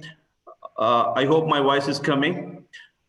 Thank you very much, Sayyid Hussain Saab. It's a great privilege and honor to be on this webinar. You are always kind of a great motivational person for me. So it's a great honor to be here. I think that I'm coming from two backgrounds, and I will speak in that context. Number one is this, that I think I'm coming from the minority perspective, and second is being faith-based organization. And I was listening carefully, and I think it was great. I think it was great sharing, and many great thoughts have been shared. So I won't go into the definitions of diversity or inclusivity. But on the other hand, I also want to acknowledge or share my heart with this. That how we can enter intentionally into this game. Where we can change the mindset, attitude and behaviors. How we can make intentional effort, towards how we can make intentional effort for this joint effort to see the change, And I was also thinking, that maybe this is something from both ends, and being faith-based organization, or being related to minority, I think it is always, a challenge, to relate ourselves with the bigger picture or bigger cause, because I think we have our there are two kind of groups, exist in Pakistan as well, and in minorities as well, are the group, who feel, that he is not included, or feel, that he is not, he has left alone, or he's in the isolation. So I was thinking, that there are two groups in Pakistan, in minorities as well, One group thinks, that we are in isolation, we are left behind, we are minority, and we have to play this minority card, within the country and out of the country. And there's another group from the minority, and I think personally I belong to that group, that who thinks there are opportunities and there is need to make extra effort towards this picture, how we can be into the picture, and how we can contribute for our country, And coming from the faith-based organization context, Park Mission Society, I think working in Kohistan, in north of Pakistan, working in Rajanpur, in south of Pakistan, working in Kipro district, Sangar, I think, that we got a great support, from the government, we got the great support from the different other stakeholders, that we can work in those areas, with the vision and with the energy, that we have to contribute for our country. We have to do something different country. And in this journey, I also found, that I think being faith-based organization or being minority, we have our own fears as well, I think there are opportunities, but we don't have that capacity to grab those opportunities as well, Most of the Christian organizations, I think they have been trying to survive, with the Christian human resource, but we never thought, that how we can include, our majority community into this as well, how we can, why we cannot join this cause together, And as I have met Hussain Saab in last couple of years, I think I'm getting more convinced, that there are the opportunities and we have to link up with those opportunities as well. And this topic is very dear to my heart, and I think as a Christian community, I think using this time, I want to express, that we are thinking, how we can create that table, I think in a broader picture at national level, where we can talk about diversity and inclusivity with the church leadership as well, where we understand, realize the importance and need of time, that maybe it's need of time, that we come up with our thoughts and plans, to see this vision into action, where we can see, that we are working together to see the change in our communities, in the lives of the people. So in my perspective, I think that it is a great opportunity. It is a time, and I think we need to create these kind of more discussions, where we can include different people from the church leadership and from the minority leadership, from the faith-based organization, and I think we need to do something different. I just want to conclude with one or two more thoughts. I met another guy, from Moblink. I think he has been working in the Moblink, Professor Basi Saab. And he said to me, he said, Adil, I'm from the majority community, and he was used to live in UK, and he said, I can relate from my community, from my experience, that how we can make a change. And he said, why we don't try to engage that 1%, who is ready for the change, I think, of course, there will be ups and downs in in the way, but at the same time, I am feeling that in Pakistan, there is 1%, who is ready for the change, who want to see the change, who want to make sacrifice for that change. And I think it's a time that we can connect together for this change. And being faith-based, being from the minority or being from Pakistani, I think there is another issue I was also thinking, this is identity crisis, I think I want to share this thought as well using this platform. I think there is a realization in the Pakistani church as well. There is a realization in the church.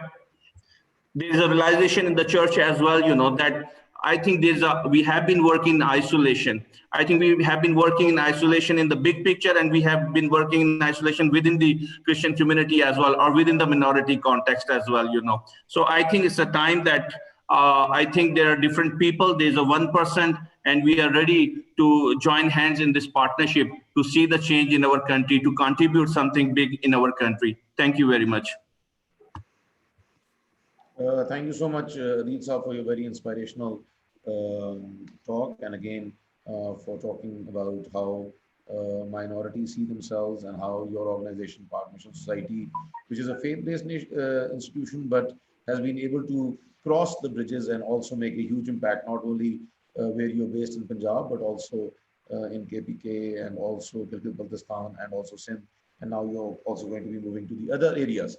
Thank you so much. And also talking about a very real issue, which is the identity crisis which exists and how we create these silos and do not get out of those silos. It could be any community. It could be the Hindu community in Sindh. It could be the Christian community in different parts of Pakistan. It could be the Sikhs who are working maybe only in 2 cities. So again, we have to get out of our silos and actually start understanding that we have to become a part of the bigger picture.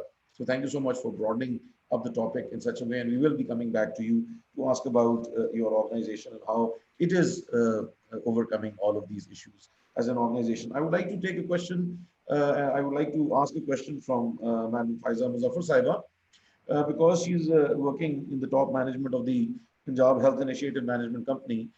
Madam, how is it that as a public institution, you are able to overcome the issues of diversity, and how do you ensure that there is more inclusivity within your organization? Well, as I have already shared my experience that there is no concept and support available for this concept in public sector or government institutions. But Alhamdulillah, I'm proud to be performing my little role, being part of this society. I was first employee of this semi-government organization, and more than 50% of hiring was done by me because we didn't have HR personnel at that time. So during all these hirings, I always encouraged to have reasonable presence of female employees in our organization. And then I always encourage to have a person with disability in our organization, and I succeeded at once. Then I'm proud to mention here, then being a lawyer, I have done a case for no consideration, no remuneration when a person, a medical student, came to us with a disability when he was on a wheelchair, and a medical college, renowned medical college in Lahore, refused the right of admission on the basis that you are on the wheelchair and we won't be able to facilitate you कि आप ऊपर नीचे जाएं और classes attend करें तो हम आपको रख नहीं सकते. And finally he got admitted in that college, and now he is a doctor. So this is my part, which I'm always trying to do as a person, as a part of this society. Thank you so much, madam. Again, katra katra jo hai na darya banta hai, and it's very important that all of us play our individual role. Sometimes it is difficult to play an institutional role, but in our own personal capacities, we have to reach out, we have to be empathetic, and maybe we have to go the extra mile. And coming from the lawyers Exactly. community. I will take one more minute because Pakistan, being a Pakistani, I always feel this thing that we, being a nation, always waiting for government or other institutions to come and help us in difficult situations, and we always deny our part. कि हुकूमत के बगैर भी हम कुछ कर सकते हैं, हम कुछ हैं, हमारी existence है. We should not wait for other people to come and do something for us. पहला कदम खुद ही उठाना जो है वो, that is always recommended. Absolutely, ma'am. Yes, inshallah, together things will change, and this is the way forward that like-minded people are connecting, and we are moving forward, trying to forge, making a place for those who do not have a place, giving a voice to the voiceless, and moving forward with our actions. So thank you so much, madam, and it's very encouraging to know that, and we hope and pray that you can even do more so that we can integrate all the communities of Pakistan together. Thank you so much. I would now like to ask Seemal Sohail, who's the youngest panelist over here, and she is an aspiring human resource management professional, and she represents the youth of LUMS University. Seemal, how do you see diversity and inclusivity within the LUMS community, and then how do you see these future leaders and ambassadors moving forward with more conviction, with more strength, with more resolve to make a better Pakistan, to make a better world for everyone together? So, Seema, thank you so much in 5 minutes, share your perceptions. Thank you. Thank you so much, sir, for giving me this opportunity to speak in a panel that has such knowledgeable people. I have been listening to everyone speak, and I'm so glad that we have seen such great perspectives coming today. And I would also thank all the people who attended this, knowing this is a Sunday, they took out time, they came here. This itself is an imagery of showing how important this issue is and how our youth is realizing that this issue is important and needs to be addressed. As said, youth is an impetus of change. So any change, any behavioral shift has to start from youth, and youth are the change carrier or the change catalyst. So I would like to request everyone that moving on from this webinar, we weren't here for just to discuss a topic and highlight how significantly important it is. We are also here to make a difference. So I would request you all to do this introspection today. Try to find your internal biases against some communities, try to address them, try to understand, and try to realize the beauty that exists in coexisting. When I come to my experience at LUMS, I can proudly say that I never understood the diversity that Pakistan had in itself until I came at LUMS. Here I met people from different cities, from even villages, from different provinces, people who had different proficiencies of speaking English, people who had different ways, different mother languages, and people who would, even people from different religion, people with different political views, people with different views on social issues. So having interacted with all these people, I realized the importance of coexisting, which is that I can uphold my own beliefs, stick to them, while completely being okay with beliefs of what everyone else around me has to say. I My beliefs are my personal thing and everyone else's beliefs are their personal thing. So you should be okay with what everyone else has in them, what everyone else represents, and you can coexist with them. It's the beauty of coexisting and the harmony that keeps us going forward. For example, I am glad that Ma'am Shandana brought this up. Pakistan has been a fairly diverse country. We are diverse geographically, we are diverse ethnically, we are diverse linguistically, we are diverse religiously, we are diverse on basis of caste and creed. So this diversity in our social fabric is what has brought Pakistan, what has collectively created Pakistan what it is today.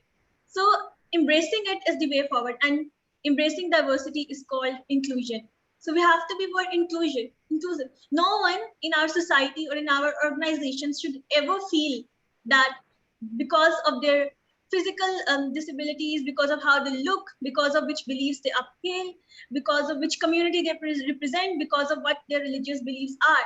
None of these things should make them feel unsafe or make them realize that they are somewhat lesser than anyone else. We have to be inclusive. We have to embrace these differences to bring forward the return. I'm also glad that Madam Shandana and Mr. Faraz brought forward the idea of economic inclusivity and the business side to inclusion. When you are not embracing diversity, you are basically secluding a large portion of your population from taking a part in the society, from bringing forward their version of good that is in society, from playing their part to make Pakistan or make our society great. We have to give them this spotlight, this platform, so they can come ahead and share their own views, so they can take, everyone has their own fair part to make society what it is today. So everyone should be allowed to play their part, and we need to bring it forward, and we need to give them voice. And lastly, I would like to conclude by saying that there are two qualities I would say everyone should embrace. One of them is tolerance, and the other is coexisting. We have to be tolerant. We have to give that necessary space to everyone. We need to realize, I mean, when it comes to even food, you say, none of us have same likes and dislikes. We have these biryani wars, biryani with aloo or biryani without aloo. So this is also a form of diversity. When we're not going to embrace it, we are going to lose the beauty that is. Difference of opinion is what keeps our society going forward. And remember, the only constant is change. So we need to learn to stay with each other. We need to learn from each other, and we need to bring forward our beliefs together. It's the beauty of coexisting that keeps the human society balanced. Thank you so much. Thank you so much, Seemal, for being so eloquent, and again for expressing the feelings and the aspirations of the future generation, and how you all are looking at life, and how all of you want to be change catalysts so that we can have a better world on the values of tolerance and coexistence, which is extremely important, and again of tolerance. So again, we hope that as all of you emerge from your universities and come into positions of authority and responsibility, you do things differently, and you do not follow the path which was taken of isolating and of stratifying and of segmentizing and of silophizing the different communities and suffocating them, I think so. So yes, we have a great future, and we look forward that all of you walk your talk. That is very important, because maybe my generation was the talk chalk generation, and you should be the walking the talk generation. Thank you so much, Seema, for representing the youth of Pakistan. I would now like to ask a question from Norail. Norail, if you could switch on your mic, please. Very simple question, Norail. How did you break the glass ceiling? How did you break the glass ceiling, Norail? Norail, can you hear me? Could you unmute your mic, please? Yeah, thank Yes, you. I can now. Yes. Yes, Norail. So how did you break the glass ceiling? All right. Okay, everybody can hear me, right? Yes, yes, absolutely. Right. Again, there are people who coming up with the idea of complaining all the time. And there are some people who see themselves as a challenging by the people, or you challenge yourself. I challenge myself every single year, every single month, every single day. But what I have done yesterday, and if I'm doing the same today, so I have I have done nothing. So from the school life to college, university, and the professional life, it's been like 10 years now. Keep challenging yourself. What I believe is, I've been offered desktop jobs कि आप you being a wheelchair user, आप wheelchair user हैं, आप desktop पे बैठ के काम करें. मैंने कहा आप मुझे market का काम दें. अगर मैं नहीं perform करूँगा, change my position. I went to market. I've been work with the admin security. I've been working in operation. I work in HR. I work in commercial. I'm working in supply chain. I travel within country, outside country. Whatever a person want to live their life, उसके लिए आपको भी वो सब करना पड़ता है जो कि एक लोग बताते हैं आप ये नहीं कर सकते. Like being a wheelchair user, it is impossible to you to work in the sales department. I work in sales department. I work with the key accounts. I work for the people who are coming from different diversified, the topic we are working on, diversified background से जब वो आते हैं तो मैं अपनी language change करता हूँ, मैं अपने कपड़े चेंज करता हूँ, मैं उनके लेवल पे जाके उनको कंफर्ट जोन प्रोवाइड करके then I would be a person who can impact on their mindset. Yes, they can. अगर वो लोग मेरे पास आए and as a trainer I would be having so much jargons and a good language to impress them, वो मुझसे question ही नहीं पूछ सकते. So breaking this all barriers, the most important thing is कि मुझे अपने आप को चेंज करना था for myself, for my betterment, not to satisfy any other person, not to prove myself I am a better person, I am not disabled, I can do this and that. I just challenged myself for a better future, for to enjoy the flavor of life, to enjoy the all aspect in a person जो कि कोई भी ख्वाहिश करता है. आप movies देखने जाएं, आप स्पोर्ट्स करें, आप एक्टिविटीज करें, कुछ भी करें, तो जब तक आप अपने आप को चैलेंज नहीं करते, अपने कंफर्ट जोन में रहते हैं, तो you can achieve. So how I achieved, how I overcome all these situation is I challenge myself. Nobody asked me to come and start working on the training aspect. I was very privileged to have a teacher and mentor like Hussain Saab. Hussain Saab, if you allow me, I can share the example. Once we have UCP and तो हमारे lecture हो रहे होते थे और काफी लंबे कई दफा लेक्चर हो जाते थे, तो हुसैन साहब खाना भी क्लास में मंगवा लिया करते थे. जो हमारा 1-1.5 घंटे का लेक्चर होता है वो 4-4, 6-6 घंटे का हो जाता. Sometimes we love some movie and we do not go to restroom and come back. We keep on watching that movie. So the two aspect in my life is the very good mentors and the teacher. I always try to respect them and I always try to listen to the people who are achievers and challenge myself. Nobody is there to dictate me. People come and say, please become our brand ambassador. आपको एक script देते हैं, आप कहें ये आप खाएं पिएं या ये पहने या something. I am not that scripted person. I am myself. I struggle in my life. I have proven myself.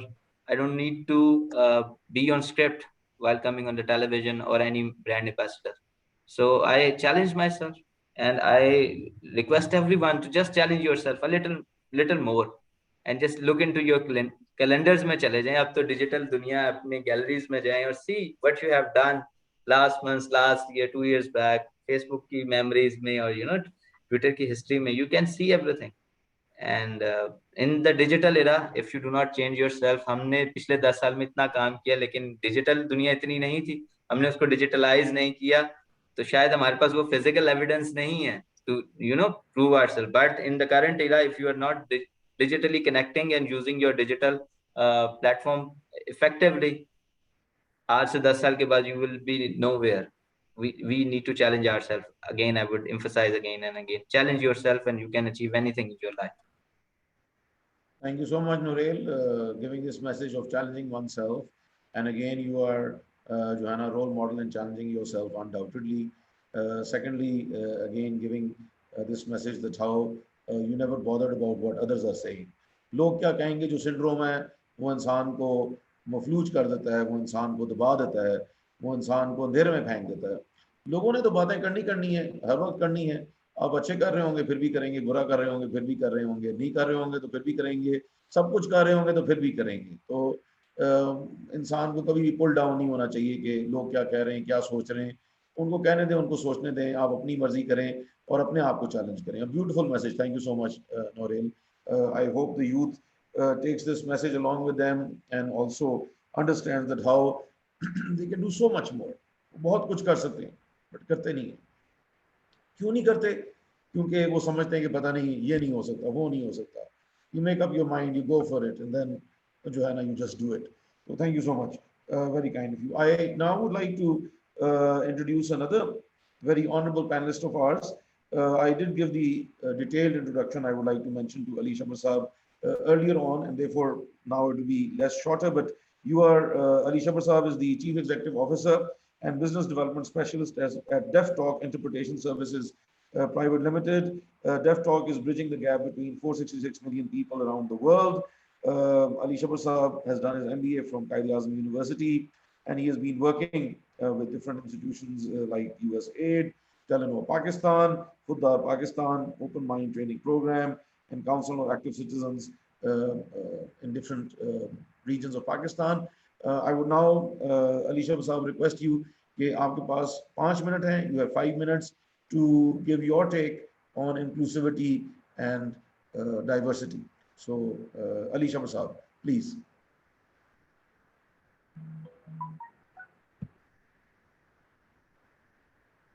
जी आरफा, अगर अली शमर साहब की माइक अनम्यूट कर दें please. Sir, I've allowed him to unmute his mic, but I think he's not here in the meeting right Ali now. Shamar Saab, is there? Ali Shamar Saab? Ali Shamar Saab? Chale, we'll take him after another question. Adil Saab, you are here. Adil Saab? Adil Saab? Adil Saab? Adil Rahmat Saab? I would like to ask a question from Adil Rahmat Saab. Adil Rahmat Saab hai? Adil Saab is here. Yeah. Adil Saab, you're here? Yeah, yes, I can hear you.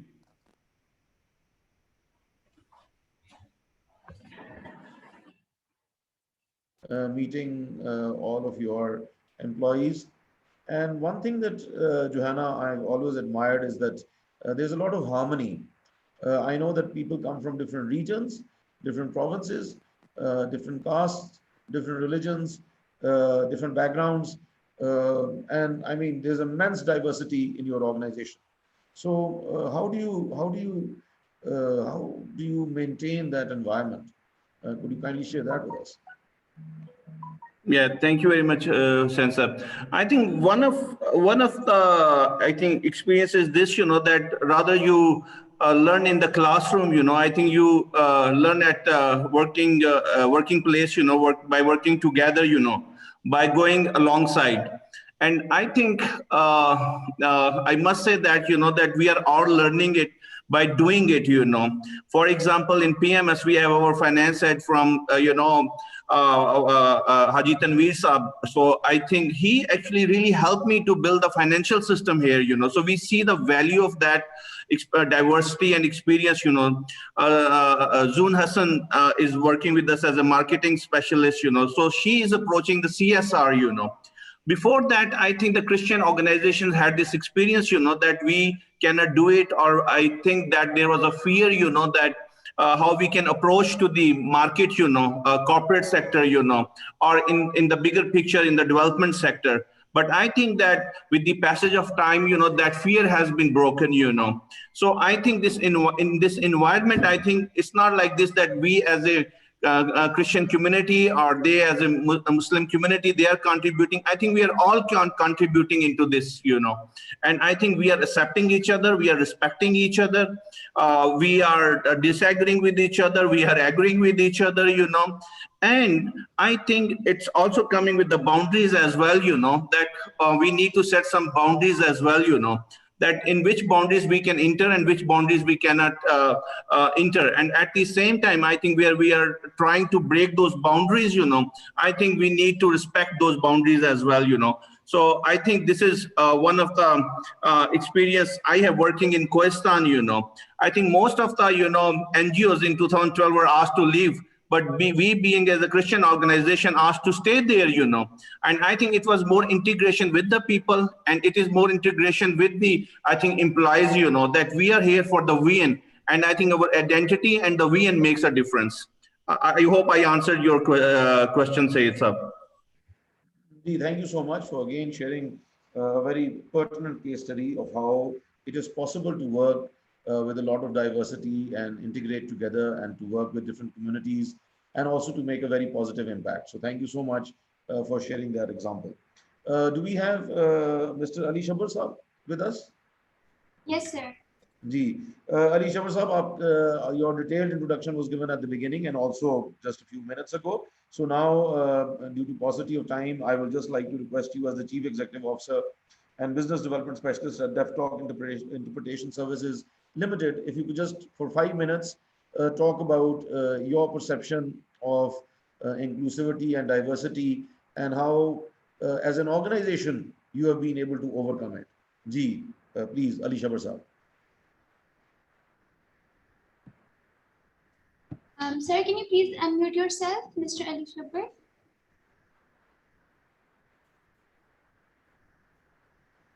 Can you try it again?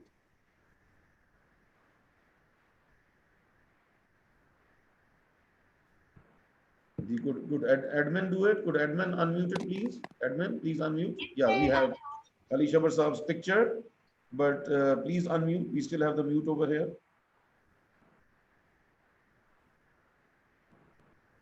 Mr. Ali Shabar, can you please unmute? Hello, can you hear me? Gigi. Yes, we can hear you. Thank you. Thank you. I don't know. We've lost your voice.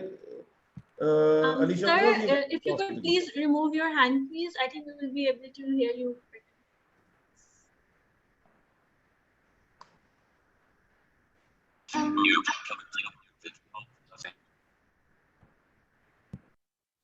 You have to unmute yourself.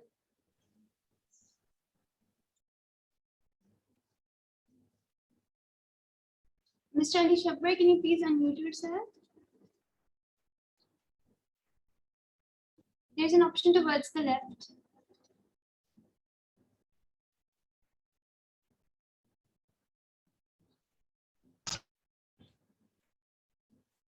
Edwin, please unmute. Edwin, please unmute. Edwin, please unmute Ali Shabar Saab. Yes, sir, I'm doing. For some reason.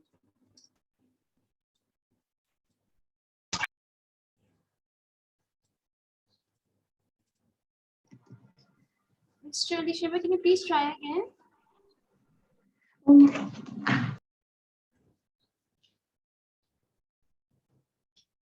Arfa, can you please look into this, why it's not working? Yes, sir, we have allowed you to unmute yourself.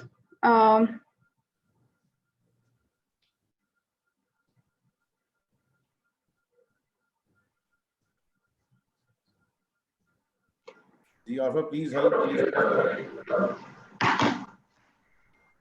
Yes, sir, I have allowed participants to unmute themselves, so you should be able to unmute.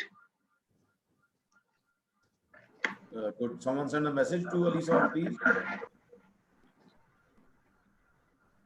Can someone send a message to Ali Shabar Saab, maybe on WhatsApp? He is unmuted. Yes, sir, we can hear you now. Apologies for the inconvenience. No worries, no worries. That's technology and that's diversity which we need to adopt. Yeah, thank you, Syed Saab. Thank you, LUMS Management, for inviting me, Ramsha, everyone.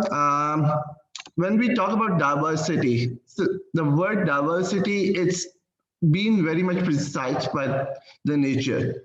It's 7 billion population across the globe, but everybody has their own unique identities with fingerprints, with sometimes facial expressions, and more importantly, the habitual one.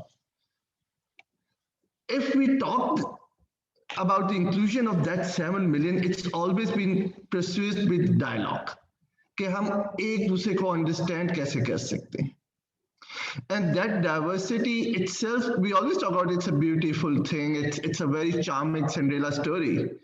But the challenge that why we are unable to include diversity within in our cultures. देखा जाए पाकिस्तान में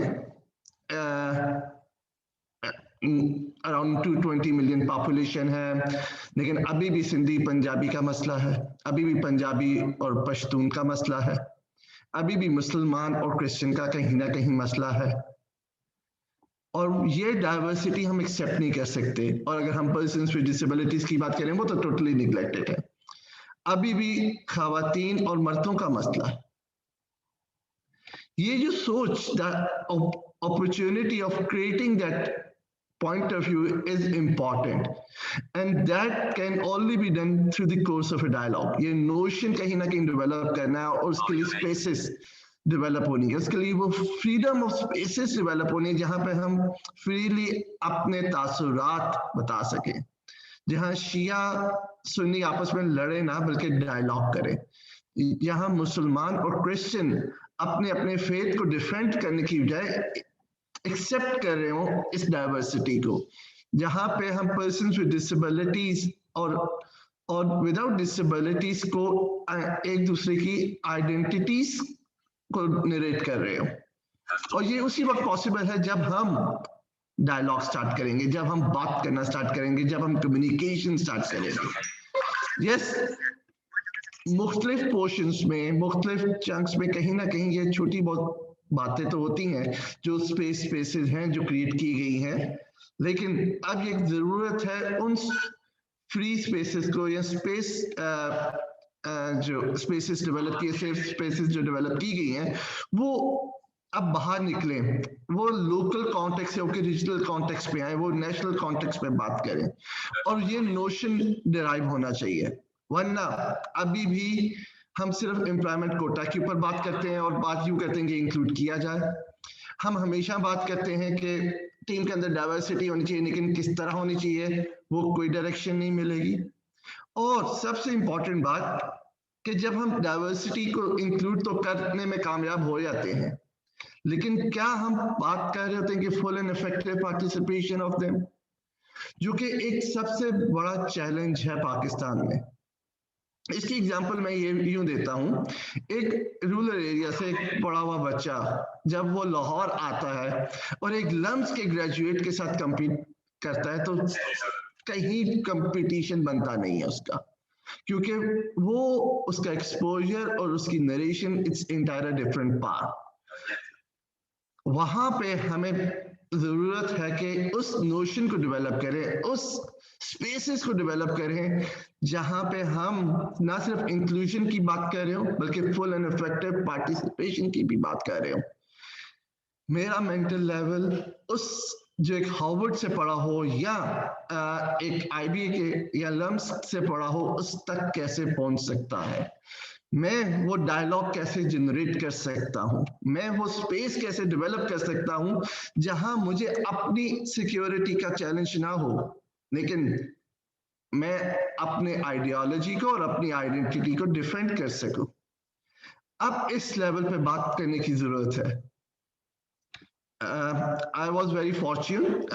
Last year I was in Portugal और वहां पर मैंने एक चीज note की कि जुम्मे के खुतबे में एक क्रिश्चियन चर्च से एक फादर आके प्रीच कर रहे हैं, and it happens other way around as well कि एक मौलाना साहब जो कि वहां की मस्जिद अमाम में मस्जिद है वो चर्च संडे प्रेज में जाके प्रीच कर रहे हैं।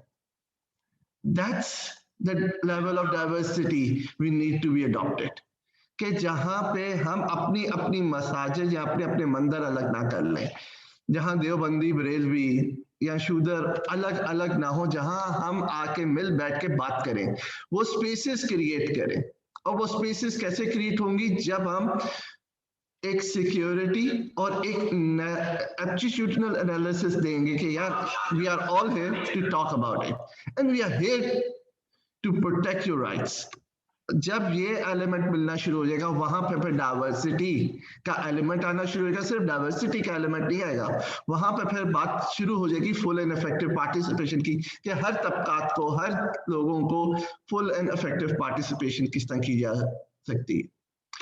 डेफ टॉक एक बहुत ही खास तबके को, जो कि डेफ कम्युनिटी है, जो कि डिसेबिलिटी के अंदर भी मार्जिनलाइज है। Being a blind person my self, I acquired my holistic education from Pakistan, did my BBA and MBA from Qadir-e-Azam University, और फिर जॉब वो सारा कुछ। बट मेरे जो co-founder हैं Wamiq, he is deaf by birth as well, and he was kicked out of the class when he was in the 5th grade, और उसे US जाना पड़ा to complete his computer engineering। क्यों? यहाँ पे पाकिस्तान में वो एक्सेप्टेंस हम क्यों नहीं दे सकते कि तमाम डिसेबिलिटी के अंदर भी बराबरी हो। इंटेलेक्चुअल डिसेबिलिटीज किधर होती हैं, कहीं नोट नहीं की जाती। विजुअल इम्पेयरमेंट, फिजिकल इम्पेयरमेंट फिर आ जाते हैं क्योंकि हम बहुत अच्छी तरह हम बोल सकते हैं, लेकिन डेफ और खासतौर पे जब इंटेलेक्चुअल डिसेबिलिटीज की बात करते हैं वो तो बिल्कुल ही मार्जिनलाइज हो जाते हैं। ये स्पेसेस क्रिएट करने की जरूरत है कि जहां हम हर तबकात को अपलिफ्ट कर सके, और सिर्फ अपलिफ्ट नहीं, इंक्लूजन की नहीं, बात आगे जाती है कि फुल एंड इफेक्टिव पार्टिसिपेशन की। Thank you so much for once again inviting. I hope कि मैं अपना पॉइंट ऑफ व्यू कहीं ना कहीं लेट करने के लिए पोजेस हो गया हूं, and if there are any question I am happy to answer on it. Thank you so much, Ali Shabazab. Very kind of you for again talking about the fact that we have to go beyond inclusion, और हमने participation के level पे जाना है, सिर्फ inclusion के level तक नहीं जाना, बल्कि पार्टिसिपेशन के लेवल पे जाना है। और प्लस ये कि हमें जो है ना सेफ स्पेसेस क्रिएट करनी चाहिए फॉर एवरीवन। क्वेश्चन जो है ना, because we are about to end our panel discussion, just a question from you, and that is कि जी what is deaf talk doing right now? आप लोग क्या क्या कर रहे हैं और आप लोग कैसे जो है ना इंटीग्रेट कर रहे हैं डिफरेंट कम्युनिटीज को? Deaf Talk, from the word, it clearly suggests that we are working for the empowerment of deaf community. The major challenge what deaf community is facing is the communicational barrier. For example, if I went to a doctor, I can easily communicate my pain points. But if a deaf person visits to a doctor, he and she unable to communicate because doctor doesn't know sign language. And there are very, very limited interpreters, not only in Pakistan, but globally. And mind one thing, that I'm not talking about the minority here, about the deaf community. It's almost 10 million in Pakistan and 500 million across the globe who are facing this particular challenge every single day. Just imagine how they can able to communicate with their relatives, with shopkeepers, with general public, even giving a direction to Cream and Uber drivers. That Deaf Talk enabling that provision of sign language interpretation through a mobile application. It's a mobile application which is available on both iOS and Android platform. We piloted back in 2018 from Pakistan and now scale these services to Singapore and Sri Lankan market. Hopefully sooner we will be launching the service in the European part as well. It's basically a marketplace where deaf community connects with the real-time interpreters via video calling solution through a mobile application. So हम आसान word में हम sign language interpreters के Uber हैं।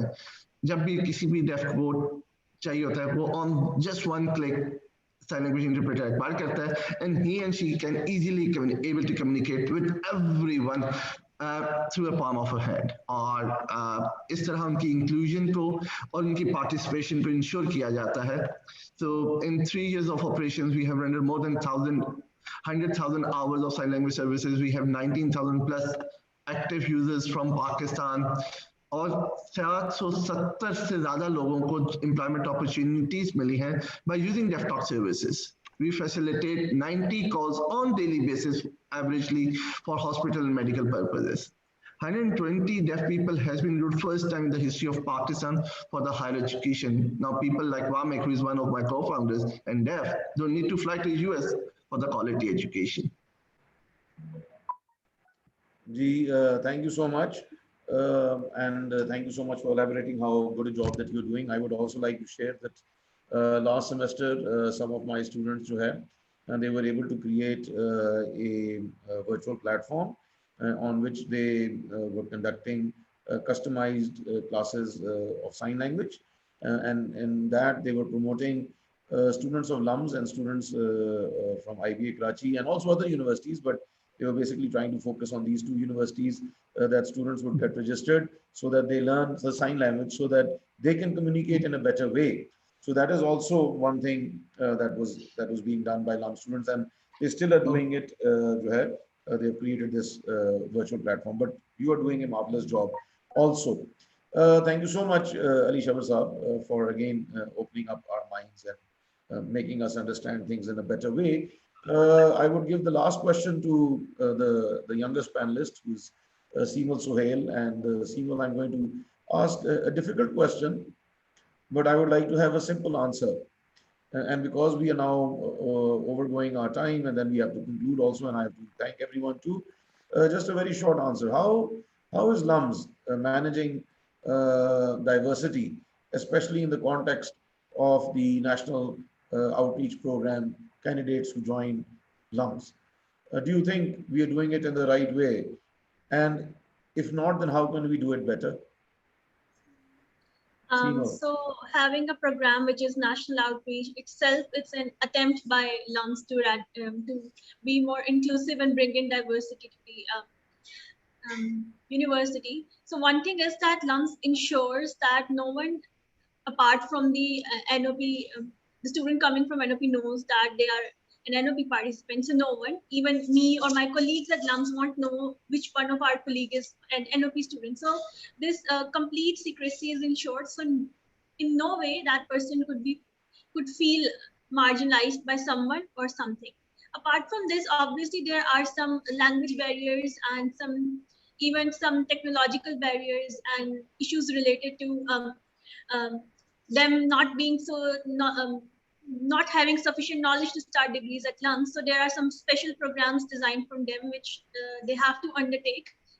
So they are well versed when they are beginning their studies at LUMS. Apart from this, one thing I would like to highlight that LUMS admin did was that during these COVID times, most of us were at our home and all of us had to shift online for classes, and the admin realized that not all of us have the same access to technology, to the internet, to the laptop, or to the facilities to take classes. So the NOP students were facilitated in this regard that they were provided with desktop computers at their places, and they were also given LUMS had this collaboration with Mobiling, and they were given internet resources to students who were either in far off geographical areas such as Gilgit-Baltistan, who couldn't access internet, or from such economic backgrounds that they couldn't afford having internet or technological assistance needed to take online classes. So LUMS is doing a lot of things to embrace those NOP students, but I do feel that a lot more can be done in this regard as well. Thank you.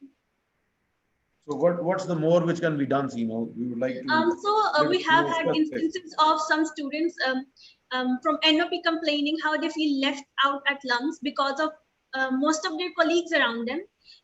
Some people try to be friends with people who dress similarly, have same taste, can afford going out to restaurants, or they wear branded stuff. So some NOP students have actually pointed this out, that they feel left out and they have lesser chances to be friends with people because of how they dress up or because they cannot afford to hang out with them. Apart from this, it's also about their proficiency in English. So at times, the major mode of communication at LUMS is English. So some people who feel that they aren't so well versed and not so proficient in English feel being left out because they believe that fun would be made of their accents. But I think it's more about the behavioral shift. The behavioral aspect of is that the LUMS admin obviously can't control. So it's the impetus is on us to be more embracing to everyone, regardless of how they dress up, what are their preferences, regardless of their economic backgrounds, regardless of their proficiency in English language. Thank you. Well, thank you so much. And I hope that we also improve our environment in a much better way, and we make it more inclusive, and we embrace the diversity which exists in a much better way. And yeah, there's always room for improvement. There's no perfection except Johanna and Allah. And therefore, it's very important that all of us as human beings try to improve ourselves on a daily basis, wherever we are in our homes, how we include our behavior with house help that we have. We really have to improve attitudes over there, because there are so many episodes which I cannot quote even at this moment, because there are horror stories actually of how we treat our house help. I sometimes feel very saddened when I see that families have different utensils, have different food for their servants. And sometimes they are saying that they come from a different community.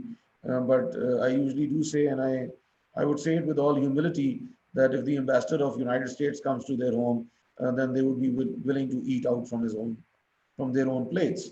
So these dual standards have to change again from our homes, from our communities, from our institutions, from our schools, from our workplace, from our parliament, from wherever we are. And it's not only Pakistan. I mean, look at the amount of discrimination which is taking place, without naming any country, in some of the most developed countries right now. Look at how taboo COVID-19 is.